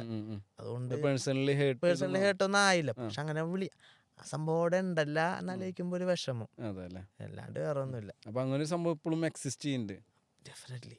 അടുപ്പിലോട്ട് അതിപ്പോ എന്താണ്, നമ്മുടെ ഇവിടെ ഇല്ലേ, ഇവിടെ ഇല്ലേ ഈ പറഞ്ഞ സംഭവം. അവിടെ കളറിന്റെ ഭാഗത്താണ് പറയണെന്നെങ്കിൽ ഇവിടെ ജാതിയുടെ ഭാഗത്ത് പറയണ്ടത് എന്താണ്? സത്യം ഏഹ് സത്യം. ഇപ്പൊ എവിടെ പോയി കഴിഞ്ഞാലും വേറെ എന്താണ് ഇപ്പൊ ഏതെങ്കിലും ഒരു ഇതിനെ പേര് ഞാൻ പറയണില്ല. ഇപ്പൊ എന്തിന്റെങ്കിലും ഒരു അമ്പലത്തിന്റെ ഭാഗത്തിന്റെ സ്കൂളാ അല്ലെങ്കിൽ എന്തിന്റെങ്കിലും കമ്മ്യൂണിറ്റിയുടെ ഭാഗത്ത് സ്കൂളാ, ആർക്കായിരിക്കും മുൻഗണന? അവർക്ക് അയക്കൂലേ? കമ്മ്യൂണിറ്റി ഇപ്പൊ അതേപോലെ നിക്കണ താഴ്ന്ന ജാതിക്കാർക്ക് അതിന്റേതായ ഇപ്പോഴെന്തൊക്കെ പറഞ്ഞാലും നമ്മുടെ നാട്ടിലും എഡ്യൂക്കേഷൻ ഇല്ലാത്ത വിവരമില്ലാത്ത ആൾക്കാരെന്നേ പറയുള്ളൂ. അതെ. എഡ്യൂക്കേഷനുള്ള നമ്മുടെ ഇവിടെ കുറെ പേർക്ക് ഇപ്പൊ പഠിത്തം എഡ്യൂക്കേഷൻ ഒക്കെ ഉണ്ട്. അതുകൊണ്ട് അവർക്ക് അറിയാം ഏത് മതം പറഞ്ഞ് തല്ലി പിടിക്കണ ആൾക്കാരാണ്. അതെ. ഇപ്പോഴും ഞാൻ പറയട്ടെ, ഒരു ക്രിസ്ത്യൻ ഒരു ക്രിസ്ത്യൻ പെൺകുട്ടി, ഒരു ഹിന്ദു ചെക്കൻ, ഞാൻ ഹിന്ദു ചെക്കനാണ്, ഈ രണ്ടുപേരും പ്രേമിച്ച് ഇപ്പൊ പിന്നെയും കുഴപ്പമില്ല, പണ്ടത്തെ പോലെ. എന്നാലും അവരെന്തേലും സ്നേഹിച്ച് കല്യാണം കഴിക്കാന്ന് പറയുമ്പോ ഇവിടെ നാട്ടുകാർക്കും വീട്ടുകാർക്കും പ്രശ്നമല്ലേ? എന്താണ് എല്ലാവരും സെയിം അല്ലേ? ഇതൊക്കെ പറഞ്ഞത് നമ്മ തന്നെ ഉണ്ടാക്കിയ സംഭവമല്ലേ? അതേ ഞാൻ പറഞ്ഞത്. എന്താണ് വല്ല വ്യത്യാസം ഉണ്ടാ? ഇത് നമ്മുടെ സ്കൂളിൽ നമ്മൾ എന്നിട്ട് അവിടെ വേണം ഓൾ ഇന്ത്യൻസ്, അങ്ങനെയല്ല ഓൾ ഇന്ത്യൻസ് എന്നല്ല, അല്ലാണ്ട് ഇങ്ങനെ Christian all Christians all Muslims എന്നല്ല പഠിപ്പിച്ചാണ്. ഓൾ ഇന്ത്യൻസ് എല്ലാവരും സെയിം ആണ്. അവിടെ ഉള്ള പോലെ തന്നെ നമ്മുടെ നാട്ടിലുണ്ട് ശരിക്കും. എല്ലായിടത്തും ഉണ്ട്, ഇവിടെയും ഉണ്ട്, ഇവിടെ നല്ലോണം ഉണ്ട്. അവിടെ ഉണ്ടെങ്കിലും അത്ര കുഴപ്പമില്ല, പക്ഷെ ഇവിടെ നമുക്ക് നല്ലോണം ഉണ്ടെന്ന് പറയാം. പക്ഷെ ഇപ്പോഴത്തെ പിള്ളേര് എന്തിട്ടാണ് പോടാന്ന് പറയും. എന്നിട്ടാണ് ഇപ്പോഴത്തെ പിള്ളേര് രാഷ്ട്രീയം നോക്കണ്ട. പണ്ട് രാഷ്ട്രീയ മധ്യത എന്ന് പറഞ്ഞാൽ ഞാനൊക്കെ പുറകെ നടന്നുണ്ട്, കൊടി പിടിച്ച് നടന്നുണ്ട്. ഇപ്പോഴത്തെ പിള്ളേരായിരിക്കും നടക്കും. ഒരു പോയിന്റ് എത്തുമ്പോൾ മനസ്സിലാവും അവന്മാരുടെ ആവശ്യത്തിന് വേണ്ടിയാണ് നമ്മളെ കൊണ്ട് നടക്കണത്. എന്തെങ്കിലും നമ്മുടെ രാഷ്ട്രീയം ഉണ്ടെങ്കിൽ കുറെ കാര്യം പോലീസ് പിടിച്ചാലും കുറെ കാര്യങ്ങൾക്ക് നമുക്ക് ഇറങ്ങാനൊക്കെ പറ്റും, കുറെ പേപ്പർ ശരിയാവുന്ന ഇതൊക്കെ ഉണ്ട്. എന്നാൽ പോലും ഞാൻ പറയണാണ്, സത്യം പറഞ്ഞാൽ അവര് നമ്മളെ യൂസ് ചെയ്യണല്ലേ. നമ്മൾ അവർക്കെതിരെ നമ്മുടെ സ്വന്തം അഭിപ്രായം അവർക്കെതിരെ പറഞ്ഞു കഴിഞ്ഞാൽ അവര് നമുക്കെതിരെ തിരിയും. സോ ഇപ്പൊ ബുദ്ധിയുള്ള പിള്ളേരാണ് വന്നത്. ഇപ്പോഴത്തെ പിള്ളേർക്ക് രാഷ്ട്രീയമില്ല, ഒരു വാഴക്കയുമില്ല. അവർക്ക് അവരുടേതായ കാര്യമുണ്ട്, അവരത് നോക്കി പോവും. പിന്നെ കുറച്ചാളെ മറ്റേ വിക്കി തഗ് പറഞ്ഞ പോലെ കുറച്ചാളെയുമ്പോ എന്തോ രാഷ്ട്രീയം വാഴക്കൊന്നും ഇല്ല. ഇപ്പോൾ പുതിയ തലമുറക്ക് ഉണ്ട്, അങ്ങനെയല്ല. കുറച്ച് കഴിയുമ്പോ യൂറോപ്പൊക്കെ പോലെ ചിന്തിച്ചു തുടങ്ങിയാണ്. നമ്മുടെ നാട്ടിൽ ഇത്രയും പ്രശ്നം എനിക്ക് തോന്നുന്നു അങ്ങനത്തെ ഉള്ള ഒരു സംഭവം പോണത്. നമ്മുടെ നാട്ടിലെ ആർക്കാണ് ഇപ്പൊ ഇവിടെ എന്താണ് ഇപ്പൊ ഈ പ്ലസ് ടു ഒക്കെ കഴിഞ്ഞ് കുട്ടികൾ പുറത്ത് പോകാൻ ആഗ്രഹിക്കുന്നത്. ഇപ്പൊ ആരോട് ചോദിച്ചാലും പറയും പുറത്തേക്ക് പോകണം എന്ന് പറയും. അതിന്റെ മെയിൻ ആയിട്ടുള്ള റീസൺ നമ്മുടെ നാടിന്റെ സമ്പ്രദായം തന്നെ. നമ്മുടെ നാട് സത്യം പറഞ്ഞ കാലത്തിനൊപ്പം വളരണമെന്നൊക്കെ പറഞ്ഞ പോലെ നാട് ഓടുമ്പോ എന്താ പറയുക ഒരു ഡയലോഗില്ലേ, സത്യം പറഞ്ഞ അങ്ങനെ പോണം. ഇപ്പൊ എന്റെ വീട്ടിലെ എന്റെ അച്ഛനും അമ്മയ്ക്ക് ഇത്തിരിയും കൂടി ഇപ്പൊ ഞങ്ങൾ പറഞ്ഞ അമ്മയൊക്കെ എന്തെങ്കിലും പറയും പിന്നെ അതുപോലെ പറയും. അങ്ങനെ നമുക്ക് ഇഷ്ടമുള്ളതുകൊണ്ടാണ് അങ്ങനെ പറയും. നമ്മ അതിനെ സപ്പോർട്ട് ചെയ്ത് അത് കേട്ട് പോയി കഴിഞ്ഞാൽ അവരും പോവും, അവരും വളരണം. നമ്മുടെ ചിന്താഗതി മാറാതെ കൊണ്ടാണ്. ഇവിടുത്തെ ആൾക്കാരുടെ ചിന്താഗതി മാറിക്കഴിഞ്ഞാൽ കേരളമൊക്കെ ബെസ്റ്റാണ്. ഞാൻ പറയട്ടെ, നമ്മ യൂറോപ്പിലുള്ള ആൾക്കാർക്ക് അത് ചെയ്യാനുള്ള ഇതുണ്ട്, കഴിവുണ്ട്, ബുദ്ധിയില്ലെന്ന് പറയും. നമ്മുടെ ആൾക്കാർക്ക് നല്ല ബുദ്ധിയുണ്ട്. നമ്മ എന്തിട്ടാണ് മറ്റേ ഒരു സാധനം കണ്ടുപിടിച്ചാ നമ്മൾ അത് വാങ്ങിക്കല, അതിന്റെ കോപ്പി അങ്ങനെ ഉണ്ടാക്കാതെ നമ്മ നോക്കൂ. ഏത് ചൈനയൊക്കെ തന്നെ എടുത്ത് നോക്കിയാലും നമുക്കിപ്പോ എന്ത് പഠിച്ചാലും ഇപ്പൊ ഇന്ത്യക്കാരെ എവിടെയാണെങ്കിലും എടുത്ത് നോക്കിയാൽ അവന്മാരെ അതിന്റെ എക്സ്പേർട്ട് ആയിക്കോളും. അവന്മാർക്ക് പരിപാടി അറിയാം. നമ്മളൊരു കാര്യം പഠിച്ചു കഴിഞ്ഞാല് നമ്മൾ പക്കയായിട്ട് ചെയ്യും. പക്ഷെ അവിടെ ഉള്ളവന്മാര് അങ്ങനെ അത്രയ്ക്ക് ചെയ്യൂല. പക്ഷെ അവന്മാർക്ക് അതിനുള്ള ഇതുണ്ട്. ശരിക്കും യൂറോപ്യൻകാര് മടിയന്മാരാണോ അതോ അവർക്ക് ആവശ്യമുള്ള പൈസ മാത്രമേ അവരുണ്ടാക്കുള്ളൂ. അവർക്ക് എന്നിട്ട് നമ്മുടെ അടുത്ത കൾച്ചർ ഡിഫറൻസ് ഉണ്ട് കുറെ. ഇവിടെ നമുക്കെന്ന് പറഞ്ഞാല് ഇത്ര ഇതാവണം, അവിടെ അവർക്ക് ഇത്ര അവറുണ്ട്. അവരുടെ പണിയെടുത്ത് കഴിഞ്ഞാൽ അവര് നേരെ ബാറിൽ പോവും, ബിയർ അടിക്കും. അവിടെ എന്ന് പറഞ്ഞാല് ബിയർ ആയാലും അവിടെ റെസ്റ്റോറന്റിലൊക്കെ ബിയറാണ് മെയിൻ ആയിട്ട് കൊടുക്കണത്. ചായക്കടയിൽ പോയാലും ചായക്കട റെസ്റ്റോറന്റ് ബാർ എന്നാണ് പറയണത്. ടീ ഷോപ്പ് അല്ല, കോഫി ഷോപ്പ് എന്ന് പറഞ്ഞാലും ബിയറാണ് അവിടുത്തെ മെയിൻ. അവിടുത്തെ ഒരു കൾച്ചറാണ്. ഒരു കുഴപ്പമില്ല. അതുകൊണ്ട് ബിയർ അടിക്കുക, വയറിറച്ച് ബിയർ അടിക്കുക, കള്ളുടിക്കുക. ഇവിടെ നമ്മുടെ ഇത് കുടിക്കാൻ പറ്റും. ഇവിടെ നമുക്ക് വഴിയിൽ നിന്ന് സിഗരറ്റ് വലിക്കാൻ പറ്റും, കടയിൽ നിന്ന് സിഗരറ്റ് വാങ്ങിക്കാം, ഒരു കുഴപ്പമില്ല. സർക്കാർ അതൊക്കെ കൊടുക്കണ്ട്. പുറത്തുനിന്ന് വലിക്കാൻ പറ്റൂല, എവിടെ പോയി വലിക്കണം, വീട്ടിൽ പോയി.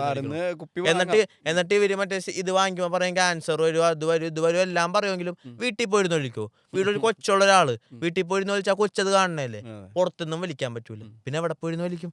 അവിടെ അങ്ങനെയല്ലേ, എവിടെ നിന്ന് വേണമെങ്കിൽ സിഗരറ്റ് വലിക്കാം, എവിടെ നിന്ന് വേണമെങ്കിൽ മദ്യപിക്കാം, ഒരു കുഴപ്പമില്ല. പക്ഷെ അതിന്റെ പേരിൽ ആരും പ്രശ്നം ഉണ്ടാക്കാൻ ചിലവരുണ്ടാക്കും. പക്ഷെ ഇതൊക്കെ ഇങ്ങനെ ചെയ്തൊക്കെ നമുക്ക് ഭയങ്കര ക്യൂരിയസ് ആയിക്കോളും. ആംസ്റ്റർഡാമിൽ കഞ്ചാവ് ലീഗലാണ്. ആംസ്റ്റർഡാമിൽ, യൂറോപ്പിൽ കുറെ, ഞങ്ങളുടെ അവിടെ ഇപ്പൊ സ്ലോവേനിയയിലായാലും കഞ്ചാവിന്റെ കുറെ ഷോപ്സ് ഉണ്ട്. കുറെ ഷോപ്സ് ഉണ്ട്, നമുക്ക് ടൂറിസ്റ്റുകൾക്ക് വാങ്ങിക്കാം.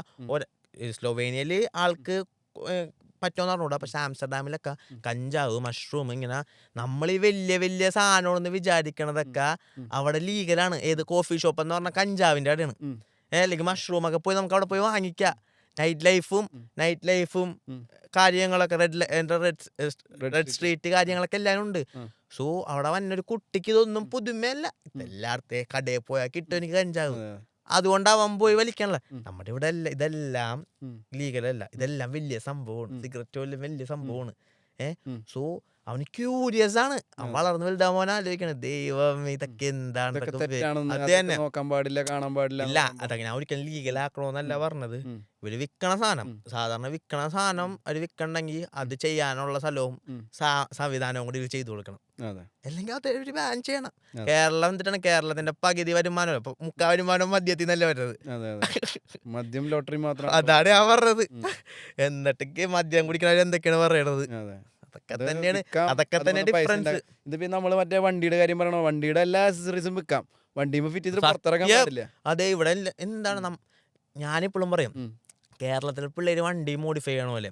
ഞങ്ങളുടെ ഒരുത്തൻ സ്ലോവേനിയയിൽ ഒരുത്തൻ പറയുന്നത്, ഇതല്ലേ കേരള, ഒരു വണ്ടി അടിപൊളിയായിട്ട് മോഡിഫൈ ചെയ്യില്ല. യൂറോപ്പിൽ എന്നോട് ചോദിക്കണേ. പക്ഷെ അവിടെ നമ്മുടെ ഇവിടെ ഇല്ലീഗലാണ്. നമ്മുടെ ഇവിടുത്തെ പിള്ളേര് വണ്ടി സെറ്റ് ചെയ്യാൻ കണ്ടിട്ടില്ലേ? അവന്മാര്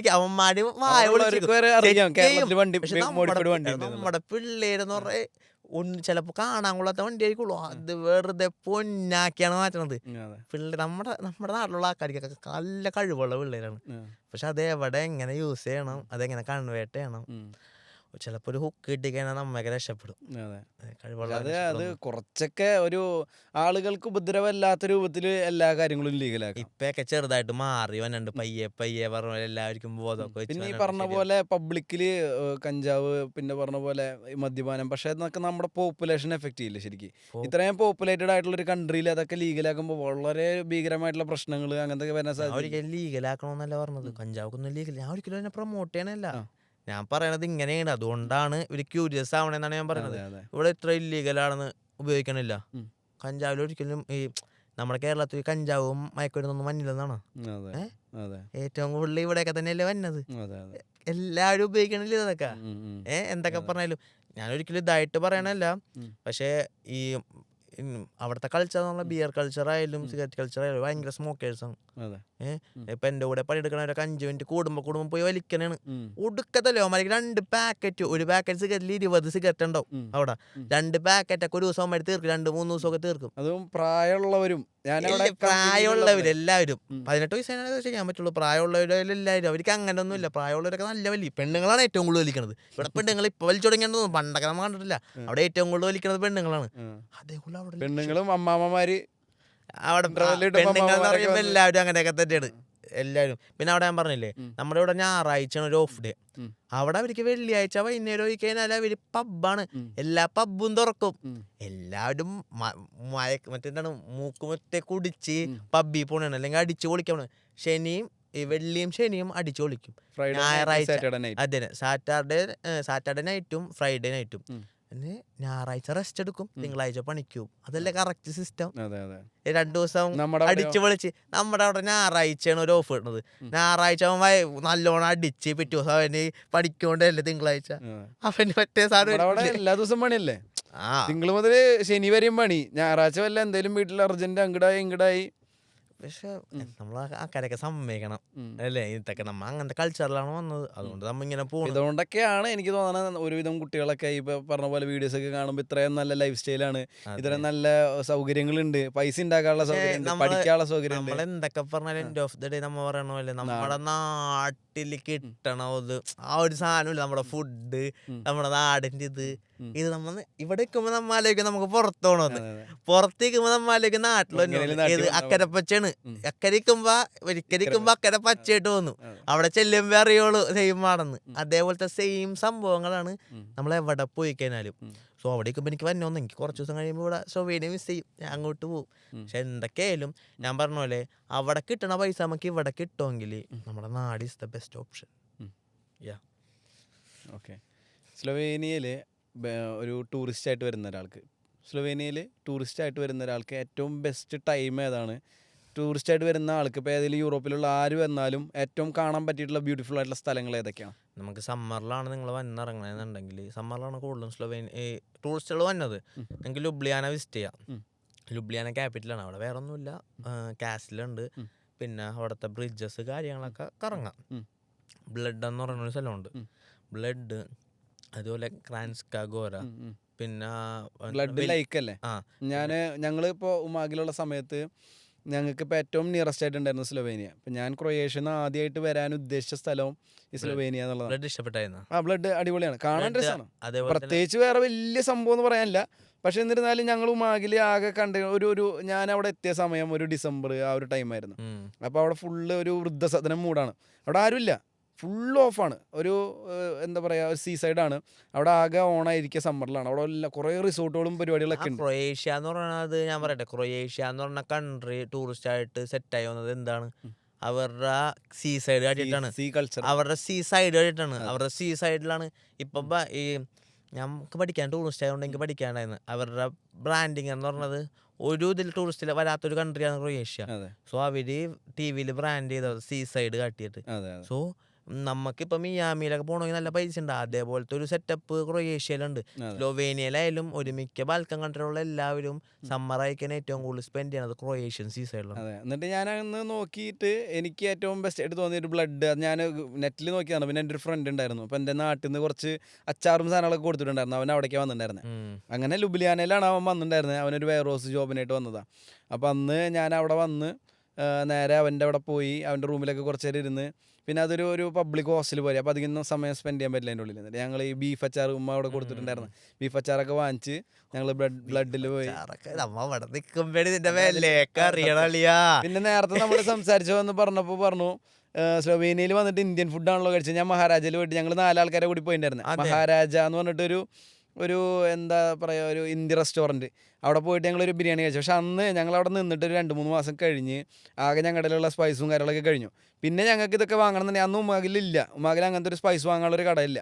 അതൊരു ഒരു ഗ്രാമമാണ്. ഒരു ബസ് പിടിച്ച് ഒരാഴ്ചയിൽ ഒരു 4 ബസ് ഒക്കെ ഉണ്ടാവുള്ളൂ. ഒരു ദിവസത്തിൽ മാക്സിമം ഒരു ബസ് സെൻറ്ററിലേക്ക് അങ്ങനെ പോയിട്ട് വേണം. അപ്പം ഞങ്ങൾ സിറ്റി പോയിട്ടില്ല, സാഗ്രയിൽ പോയിട്ടില്ല. അവിടെ നിന്ന് ഞങ്ങൾ കാർ എടുത്തിട്ട് ഒരു നോർമൽ കാറാണ്. കമ്പനിയിൽ നിന്ന് ഞങ്ങൾക്ക് കമ്പനിയിൽ നിന്നും അക്കോമഡേഷനിലേക്ക് പോകാൻ വേണ്ടിയിട്ട് 2-3 കിലോമീറ്റർ നടക്കണം. അത് നടന്ന് മതി. അവസാനം ഞങ്ങൾ പറഞ്ഞപ്പോൾ അവരൊരു കാർ അറേഞ്ച് ചെയ്ത് തന്നതാണ്. അപ്പോൾ ഈ കാർ എടുത്തിട്ട് ഞങ്ങൾ ശനിയാഴ്ച ജോലിക്ക് പോയില്ല. എല്ലാവരും പോണ സമയം നോക്കി നിന്ന് ആദ്യത്തെ ഒരു ശനിയാഴ്ച ഞങ്ങൾ പോകാനായിട്ട് നിന്നപ്പോൾ ഒരാൾ ഞങ്ങളെ കീട് തൊളിപ്പിച്ച് വെച്ചു, വണ്ടി കൊണ്ട് പോകണ്ട. അവനറിഞ്ഞു. പിന്നെ ആരുടെ പറഞ്ഞില്ല. ഞങ്ങൾ 4 ആൾ മിണ്ടാണ്ട് പതുക്കെ ലീവ് എടുത്തിരുന്നു. ഇങ്ങനെ ഈ വണ്ടി എടുത്തിട്ട് നേരെ ലുബ്ലിയാനയ്ക്ക് വന്നു. ലുബ്ലിയാനയ്ക്ക് അന്ന് വണ്ടി ഓടിക്കാൻ അറിയില്ല. അപ്പോൾ ഈ വരുന്ന വഴിക്ക് ഇങ്ങനെ ഒരു സംഭവം ഉണ്ടായി. ഇപ്പോൾ പോലീസ് ഇതുപോലെ ഞങ്ങളൊക്കെ തടഞ്ഞു നിർത്തി. അപ്പോൾ ആർക്കാണ് ഇന്റർനാഷണൽ ലൈസൻസ് ഉള്ളത്? എനിക്ക് തോന്നുന്നു സ്ലൊവേനിയയിൽ ഇന്റർനാഷണൽ ലൈസൻസ് വേണ്ടെന്ന് തോന്നുന്നല്ലോ വണ്ടി ഓടിക്കാൻ. ഇന്റർനാഷണൽ ലൈസൻസ് വേണം, സത്യം പറഞ്ഞാൽ കറക്റ്റ് നിയമം എങ്ങനെ പറഞ്ഞിട്ടുണ്ട്. പക്ഷേ സ്റ്റുഡൻസ് ആയി കഴിഞ്ഞാൽ നമുക്ക് ഇന്ത്യൻ ലൈസൻസ് മതി. സ്റ്റുഡന്റ് ആയിട്ട് നിൽക്കണ പരിധിയില്ല, അത് 1 വർഷം കണ്ടും കഴിഞ്ഞാൽ പിന്നെ നമുക്ക് ഇന്റർനാഷണൽ എന്താണെങ്കിലും ഞങ്ങൾ ബ്രോഡർ ക്രോസ് ചെയ്യുന്നവരെ സ്റ്റുഡന്റ് ആയിട്ട് നിൽക്കണ കാലം വരെ നമുക്ക് ഇന്ത്യൻ ലൈസൻസ് ഉണ്ടെങ്കിൽ അവിടെ വണ്ടി ഓടിക്കണം. വണ്ടി എടുത്തായിരുന്നു വരണം, ഡെലിവറി വിടാൻ വേണ്ടി വണ്ടി ഓടിക്കലുണ്ട്. സോ പോലീസ് ഓടിച്ചാൽ നമ്മുടെ ഇന്ത്യൻ ലൈസൻസ് കാണിച്ചാൽ മതി, കുഴപ്പമൊന്നുമില്ല. അല്ല, ഞങ്ങൾ അവിടെ ഓടിക്കാൻ ബുദ്ധിമുട്ടുണ്ടായിരുന്നില്ല. പക്ഷേ ഞങ്ങൾ ഈ ബോർഡർ ക്രോസ് ചെയ്യുമ്പോൾ അവർ ചോദിച്ചു ഇന്റർനാഷണൽ ലൈസൻസ് ഉണ്ടോ എന്ന് ചോദിച്ചു. അങ്ങനെ അതുള്ള ആൾ ഇറങ്ങി ഓടിക്കാൻ പറഞ്ഞു. പക്ഷെ അന്ന് ഒരു ഫണ്ണി ഒരു സംഭവം ഉണ്ടായി. ഞങ്ങൾ വണ്ടിയിൽ നിന്ന് ഇറങ്ങും. ഞങ്ങളിപ്പോൾ നമ്മൾ നാട്ടിൽ പോലീസ് പിടിച്ച് എന്താ ചെയ്യുക? പെട്ടെന്ന് നമ്മൾ അയ്യോ സാറേ എന്താ പാടില്ല, അത് വേറൊരു കേസാണ്. അറിയില്ല, അത് ഞാൻ പറഞ്ഞുതരാം. ഇപ്പൊ യൂറോപ്പിൽ പോണ ഒരാള്, വണ്ടി ഓടിക്കുന്ന ഒരാളാണെങ്കിൽ പോലീസ് കാട്ടി കഴിഞ്ഞാല് വണ്ടി നിർത്താൻ നമ്മ അവിടെ കാറിലിരിക്കുക. അല്ലെങ്കിൽ അവര് നെർവസാവും. ഇവന്മാരെന്താണ് ഇവന്മാരുടെ കയ്യിൽ എന്തെങ്കിലും ഉണ്ട്. പോലീസ് തോക്കെടുത്തു. നമ്മുടെ ഇവിടത്തെ പോലെയല്ല അവന്മാര്. അവിടത്തെ പോലീസുകാരെന്ന് പറഞ്ഞാല് പറയുമ്പോ തന്നെ ഇതിങ്ങനെ സൈഡിൽ നിന്ന് സാധനം എടുക്കണേ. ഇവിടത്തെ ആൾക്കാരെ പോലെ ഞങ്ങളുടെ ടെൻഷനായി. ഞങ്ങളുടെ ഇപ്പൊ സംഭവം എന്താ ചോദിക്കുമ്പോൾ അവര് പറഞ്ഞാൽ ഒന്നുമില്ല, നിങ്ങളുടെ ലൈസൻസ് കാണിക്കാനാണ്. അപ്പൊ ഞങ്ങൾ അയ്യോ സാറേ വണ്ടിയിലിരിക്കുക, വണ്ടി കയറുന്നു, തോക്കെടുത്ത് പറഞ്ഞു വണ്ടി കയറുന്നു. അപ്പോഴാണ് ഞങ്ങൾക്ക് ഇതൊന്നും അറിയില്ല. അന്ന് വണ്ടി ഓടിക്കാൻ അറിയില്ല, റോഡ് കൾച്ചർ അറിയില്ല. ഇൻഫർമേഷൻ ആണ്. ഇപ്പൊ പുറത്തു പോകുന്ന ഒരാളാണെങ്കിൽ പോലീസൊക്കെ വണ്ടി ഓടിക്കുമ്പോൾ അവര് വന്ന ആവശ്യമുള്ള സാധനങ്ങൾ എന്തൊക്കെയല്ല അവര് വന്ന് ചോദിച്ചു പൊക്കോളും. നമ്മൾ ഈ ഇവിടെ നാട്ടിലെ പോലെ അവിടെ പോയൊക്കെ കാട്ടിക്കഴിഞ്ഞാൽ അവന്മാര് മറ്റേ തോക്കെടുത്ത് എവിടെയാണ് വെക്കണേന്ന് പറയാൻ പറ്റൂല. അങ്ങനെ കഴിഞ്ഞ് ഞങ്ങൾ നേരെ പോയി മഹാരാജന്ന് ഇങ്ങനെ ബിരിയാണി കഴിച്ചു. 1500 രൂപ, നാട്ടിലത്തെ 15 യൂറോയ്ക്ക് ഒരു ബിരിയാണി കഴിച്ചത്. പക്ഷെ കുഴപ്പമില്ല, നല്ല ഫുഡാണ്. ആ.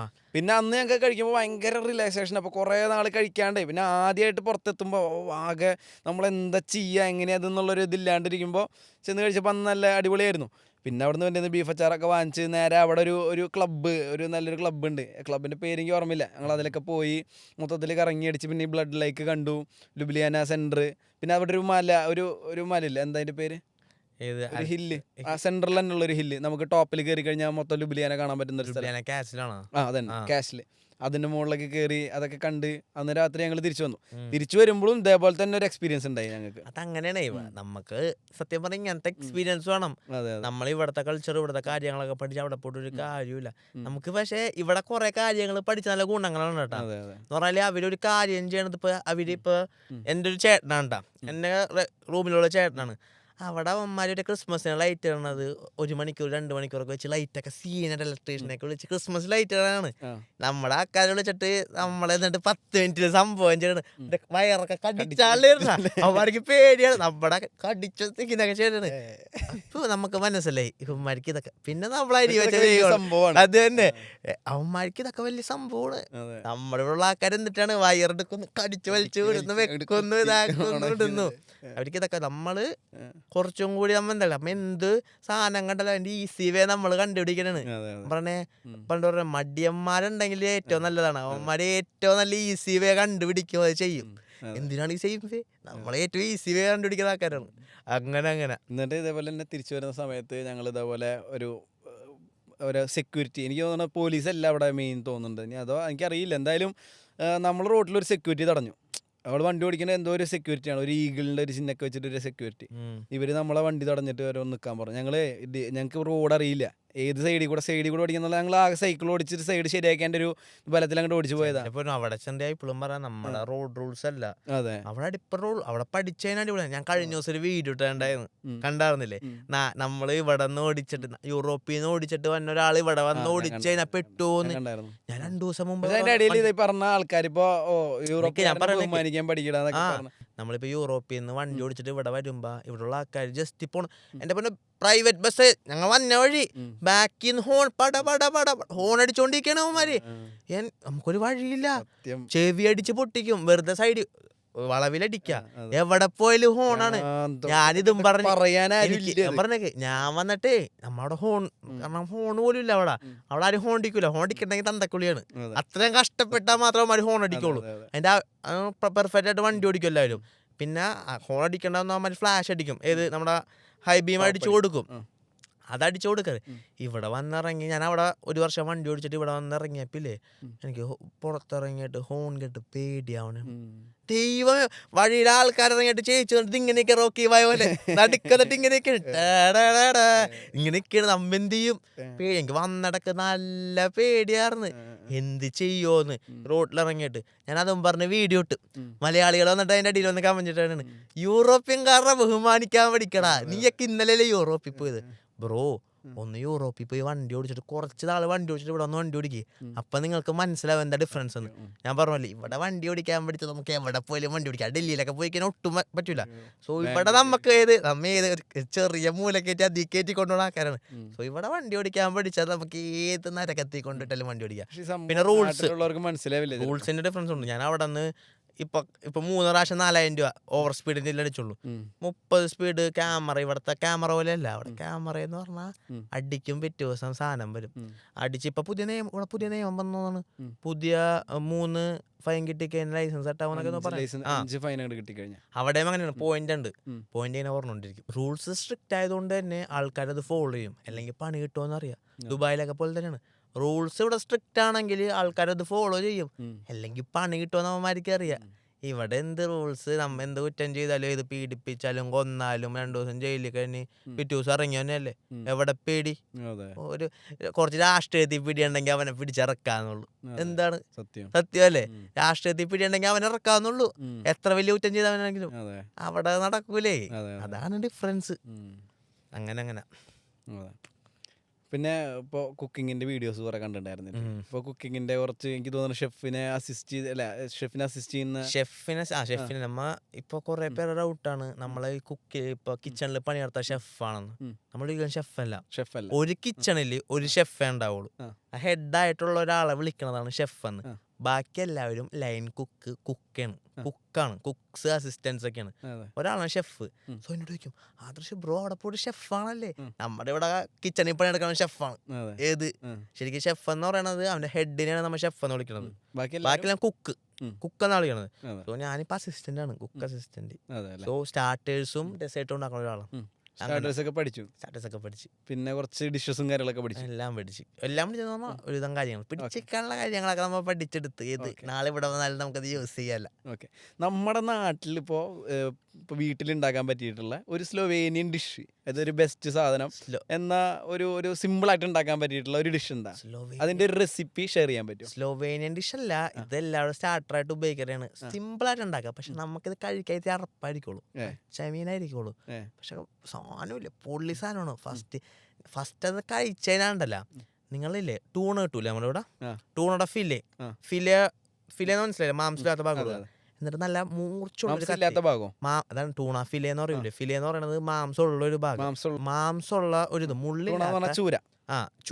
ചൂരയുടെ മറ്റേ മാംസമുള്ളത് മുള്ളില്ലാത്തൊരു ഭാഗം എടുക്കുക.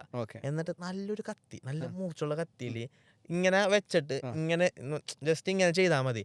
അപ്പൊ മീറ്റ് മാത്രം മാറും. ഈ മീനിന്റെ അകത്ത് നിരമ്പുണ്ടാവും, നെർവ്സ്, വെള്ള നെർവ്സ് ഉണ്ടാവും. നമ്മൾ ഈ മീൻ ഇങ്ങനെ മാറ്റി കഴിയുമ്പോൾ നെർവ്സ് നമുക്ക് മാറ്റാൻ പറ്റും. നെർവ്സ് ഉണ്ടെങ്കിൽ നമ്മൾ തിന്നുമ്പോൾ കടിക്കുമ്പോ ചൂവാവും, അത് പാടില്ല.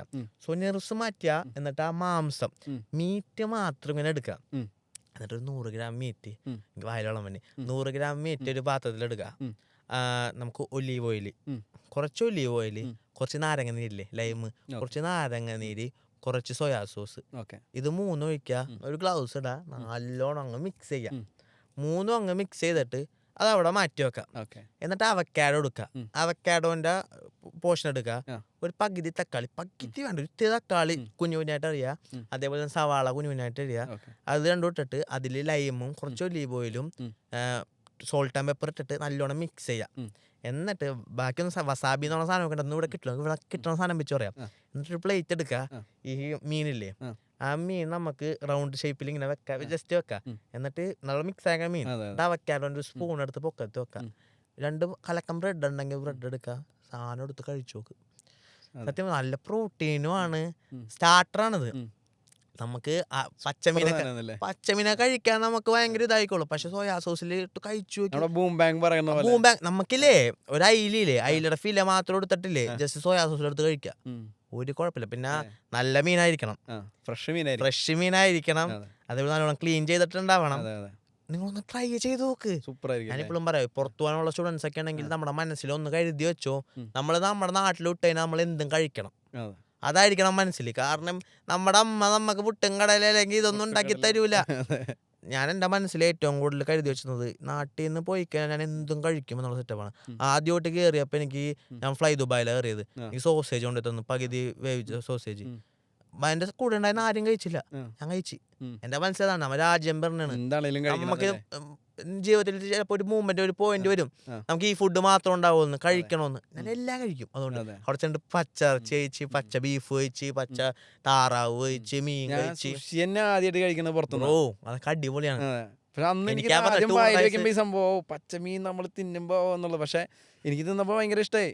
നാട്ടിലും കിട്ടും, ഒരുപാട് സ്ഥലത്തുണ്ട്. നമ്മൾ ഈ കുറെ കാര്യങ്ങളൊക്കെ നമ്മുടെ മനസ്സിൽ അറപ്പായി തോന്നിയോണ്ടാണ് നമ്മളൊന്നും കഴിക്കാത്തത്. അതെ, സത്യം. നമ്മള് അതൊന്നും മര്യാദക്ക് ഡെക്കറേറ്റ് ചെയ്ത് നമ്മൾ ഫുഡ് കഴിക്കണം എന്ന് പറഞ്ഞാല് അടിയിലത്തെ ബാക്കറിൽ എഴുതി വെച്ചാൽ ശ്രദ്ധിച്ചാൽ പറഞ്ഞൂടെ, നമ്മള് ഒരു ഫുഡ് ആദ്യം കഴിക്കണം നമ്മൾ കണ്ണുകൊണ്ടാണ് കാണുന്നത്. നമ്മൾ കണ്ടത് ഇഷ്ടപ്പെട്ട് പിന്നെ സ്മെല്ല് ചെയ്യും, അതും സ്മെല്ല് ചെയ്ത് പിന്നെ ടേസ്റ്റ് നോക്കണത്. ഫസ്റ്റത്തെ ഇത് വന്നത് കണ്ണും മൂക്കുമാണ്. സോ അത് രണ്ടാണ് മെയിൻ. സോ മര്യാദക്ക് ഡെക്കറേറ്റ് ചെയ്തിട്ടുണ്ടെങ്കിൽ നമുക്ക് കാണാം.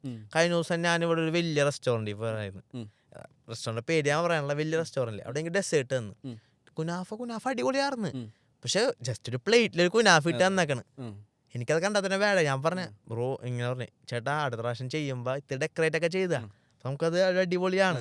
നമുക്ക് അല്ലെങ്കിൽ ബാക്കിയുള്ളവർക്ക് അതൊരു എക്സ്പീരിയൻസ് ആയിട്ട് തോന്നും. ഫുഡ് എന്നുള്ളത് ഒരു എക്സ്പീരിയൻസും കൂടി ആവണം. അതാണ് നമ്മൾ പുറത്തു പോകുമ്പോൾ അറിയാൻ പറ്റുള്ളൂ. ജസ്റ്റ് നമ്മുടെ ഫുഡിന് പക്കാ ടേസ്റ്റ് ആണ്. ഇപ്പൊ അവന്മാരെ മാറ്റി മറിച്ച് വെച്ചാലും നമ്മുടെ അൺഹെൽത്തി ഒന്നും അല്ലെങ്കിലും നമ്മുടെ ഫുഡിന്റെ ടേസ്റ്റ് എവിടെ പോലും ആ ഫ്ലേവർ ഒന്നും വേറെ എവിടെയും കിട്ടൂല.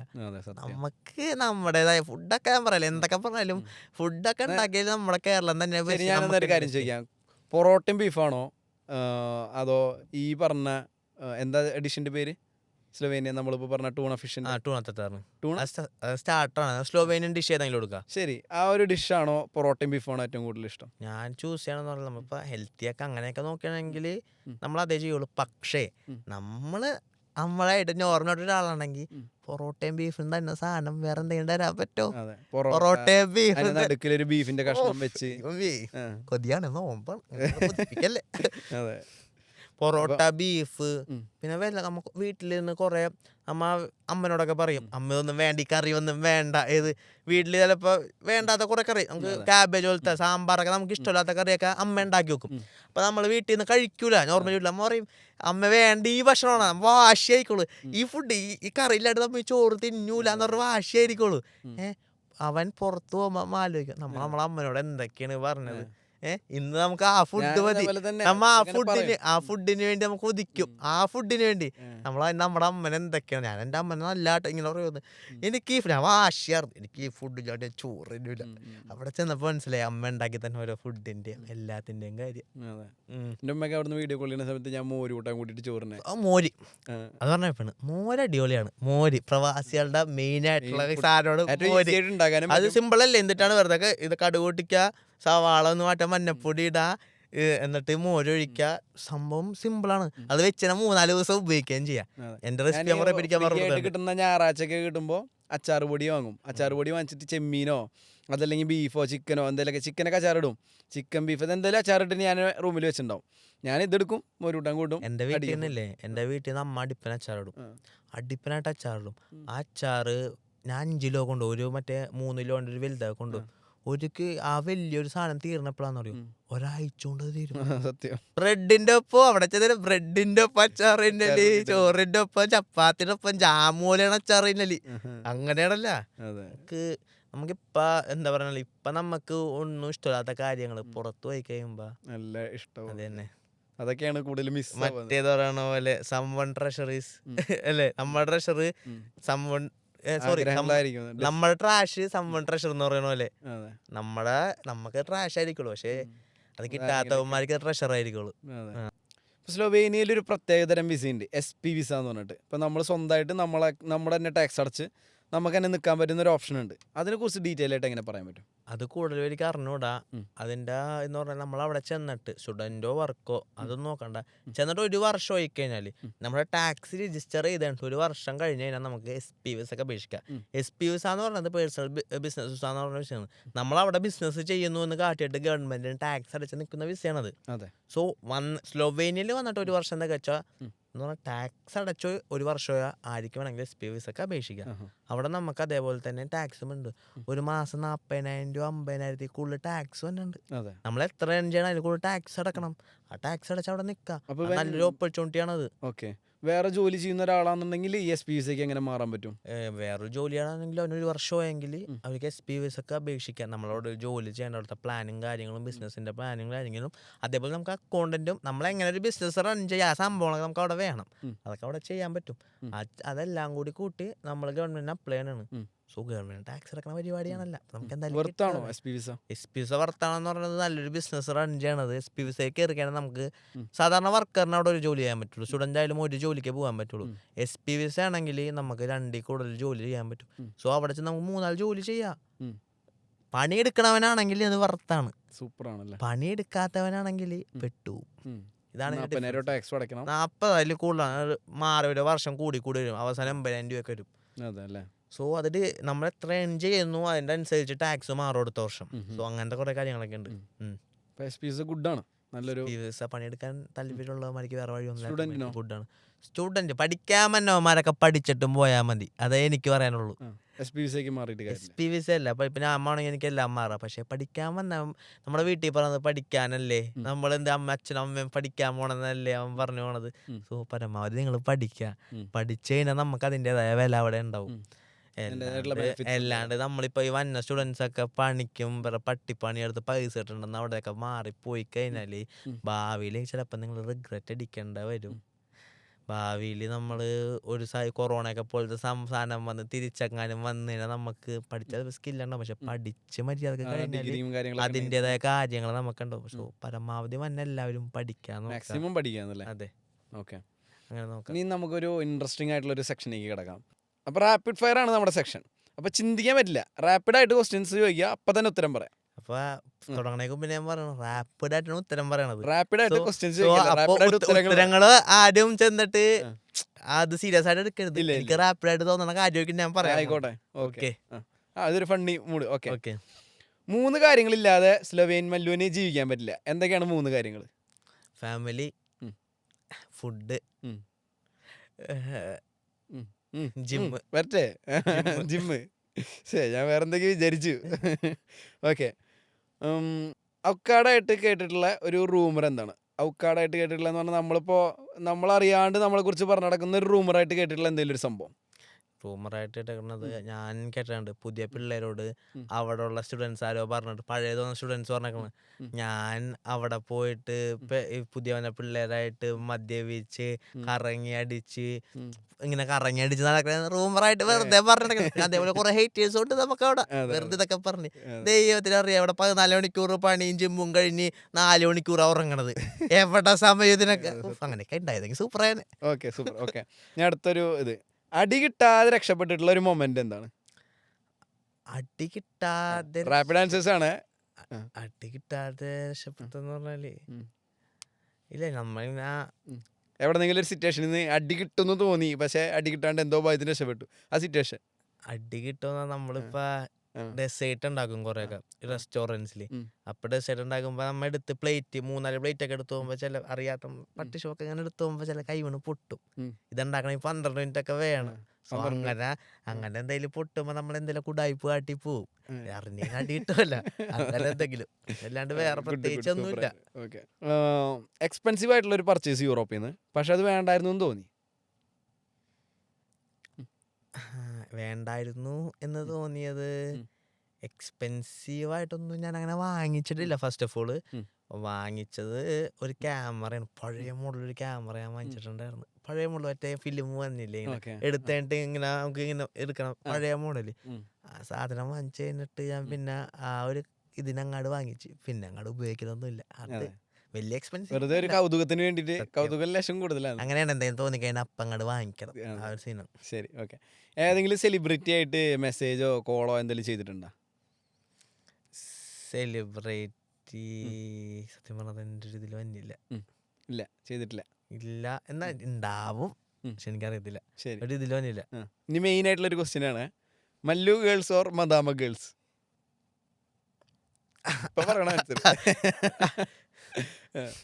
Definitely Mallu girls.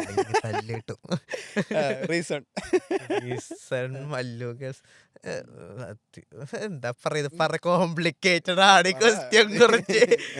സത്യം പറഞ്ഞു കഴിഞ്ഞാൽ അവരടിപൊളിയാണ്, പക്ഷെ മല്ലു ഗേൾസും അടിപൊളിയാണ്. എന്താ നമുക്ക് എന്തായാലും വയറ് നിറഞ്ഞാ പോരെ, അങ്ങനല്ലേ വിശപ്പിന് ഭക്ഷണം കിട്ടിയാ പോരെ. പക്ഷെ എന്തൊക്കെ പറഞ്ഞാലും മല്ലു ഫുഡും മല്ലു ഗേൾസും ശരി. ബിഗ്ഗസ്റ്റ് വീക്ക്നെസ് എന്താ? ബിഗ്ഗസ്റ്റ് വീക്ക്നെസ് എന്ന് പറയണത് നമ്മൾ ഇമോഷണലി ആരെങ്കിലും എന്തെങ്കിലും സംസാരിച്ചാലാ, അല്ലെങ്കിൽ ഓപ്പോസിറ്റ് നിൽക്കുന്ന ഒരാൾ കണ്ണ് നിറഞ്ഞ് സംസാരിച്ചാലാ, ശത്രു ആയാൽ പോലും നമ്മൾ വീണു. അതാണ് നമ്മ എത്ര പറഞ്ഞൊക്കെ നിൽക്കും, പക്ഷെ വീക്ക്നെസ് എന്ന് പറഞ്ഞ ഒരാൾ കണ്ണറിയണ ഒരാൾക്ക് വിഷമോ എന്ന് തോന്നിക്കഴിഞ്ഞാൽ നമ്മളവിടെ വീക്കായി പോകും. ഓക്കെ. നെക്സ്റ്റ് ക്വസ്റ്റ്യൻ, നമ്മുടെ ഈ പോഡ്കാസ്റ്റിന് ഒരു തമ്പനയിൽ അതിനിടാൻ പറ്റിയിട്ടുള്ള പേര്? നിങ്ങളിപ്പോ ഡാമോണതേ കണ്ടോ? ഞാൻ മിക്കവാറും കഞ്ചാവ് പെണ്ണ് അതൊക്കെ നിങ്ങളുടെ ഞാൻ ഉദ്ദേശിക്കണേ സ്ലൊവേൻ മല്ലുവിന്റെ മനസ്സ് തുറക്കുന്നു. മനസ്സ് ഇവന്റെ തനി രൂപം നിങ്ങൾ കാണുന്നു, അങ്ങനെ എന്തെങ്കിലും ആയിരിക്കുള്ളൂ. നിങ്ങൾ എന്തെങ്കിലും തട്ടിക്കൂട്ട് ഉറപ്പ് എന്തായാലും നിങ്ങള് എനിക്ക് ആവശ്യമുള്ള, എനിക്ക് നല്ലൊരു പണി തരുമെന്ന് എനിക്ക് ഉറപ്പാണ്. അത് ഞാൻ പറയേണ്ട ആവശ്യമില്ല എന്നാണ് എനിക്ക് തോന്നുന്നത്. മനസ്സ് തുറക്കുന്നു, മനസ്സ് കാണാം നമുക്കപ്പ. Truth or dare? Okay. Slovene Mallu ഒരു വട്ടം ഒരു റീലിന്റെ ഇടയിൽ നിന്ന് അറിയാണ്ട് പേഴ്സ് എടുത്ത വഴിക്ക് ചോദിക്കാൻ വന്നത് എന്താ മനസ്സിലായിണ്ടോ? പേഴ്സ് എടുത്ത വഴിക്ക് ഒരു സൈഡ് മാത്രം പൊത്തി പിടിച്ചിട്ടുണ്ടായിരുന്നു. നമ്മള് ആരാണ് ട്രൂത്ത്? അതല്ലെങ്കിൽ ഡയറ് ഒരു പാട്ട് പാടണം. ട്രൂത്ത് പറയാം. ശരി, ഓക്കെ ഓക്കെ. സോ പേഴ്സിന്റെ അകത്ത് വെക്കണത് നമ്മുടെ ഗേൾഫ്രണ്ടിന്റെ ആയിക്കോളൂ. ഇത് നമ്മുടെ അച്ഛന്മാരായിട്ട് കാണിച്ചു നിൽക്കുന്ന സാധനമാണ്. ഗേൾഫ്രണ്ട് ഉണ്ടെങ്കിൽ ഒരു പേഴ്സ് ഉണ്ടെങ്കിൽ അവളുടെ ഫോട്ടോ നമ്മുടെ സൈഡിൽ നോക്കാം. ഇപ്പൊ എന്താണ് ചിലപ്പോ നിങ്ങളുടെ ഉണ്ടാവും, നിങ്ങളുടെ വാപ്പട പോയി നോക്കിക്കോ, വാപ്പട മുമ്പട ഫോട്ടോ ഉണ്ടാവും ഏത് പേഴ്സില്. അതൊക്കെ അതൊക്കെ അതൊക്കെ എന്ന് പറഞ്ഞാൽ പേഴ്സണൽ സാധനങ്ങളാണ്. എന്റെ ഗേൾഫ്രണ്ടിന്റെ ഫോട്ടോ ആണ്. മനസ്സിലായോ? സ്റ്റോറി പറയാമെങ്കിൽ നമ്മളിങ്ങനെ പ്ലസ് വണ്ണില് സത്യം പറയുന്ന കോമഡിയാണ്.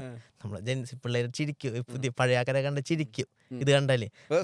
മല്ലുവിന്റെ മനസ്സ് തുറക്കുന്നത് ഇപ്പോഴാണ് ശരിയായത്. സത്യം പറഞ്ഞാൽ അങ്ങനെയല്ല, ലവ് സ്റ്റോറി പബ്ജി എന്ന് പറഞ്ഞ ഗെയിം ഉണ്ടായിരുന്നല്ല, അതിൽ കളിച്ച് പണ്ട് ചെറുപ്പത്തിൽ അത് കളിച്ചോണ്ടിരിക്കുന്ന അടുത്ത് ഒരു ഫ്രണ്ട് വഴി കിട്ടിയതാണ്. സംസാരിച്ച് പിന്നെ പേഴ്സണൽ കോണ്ടാക്ട് ആയി. പിന്നെ അങ്ങനെ വന്ന് എങ്ങനെയൊക്കെയോ സെറ്റായി കൊറോണ ടൈമില്.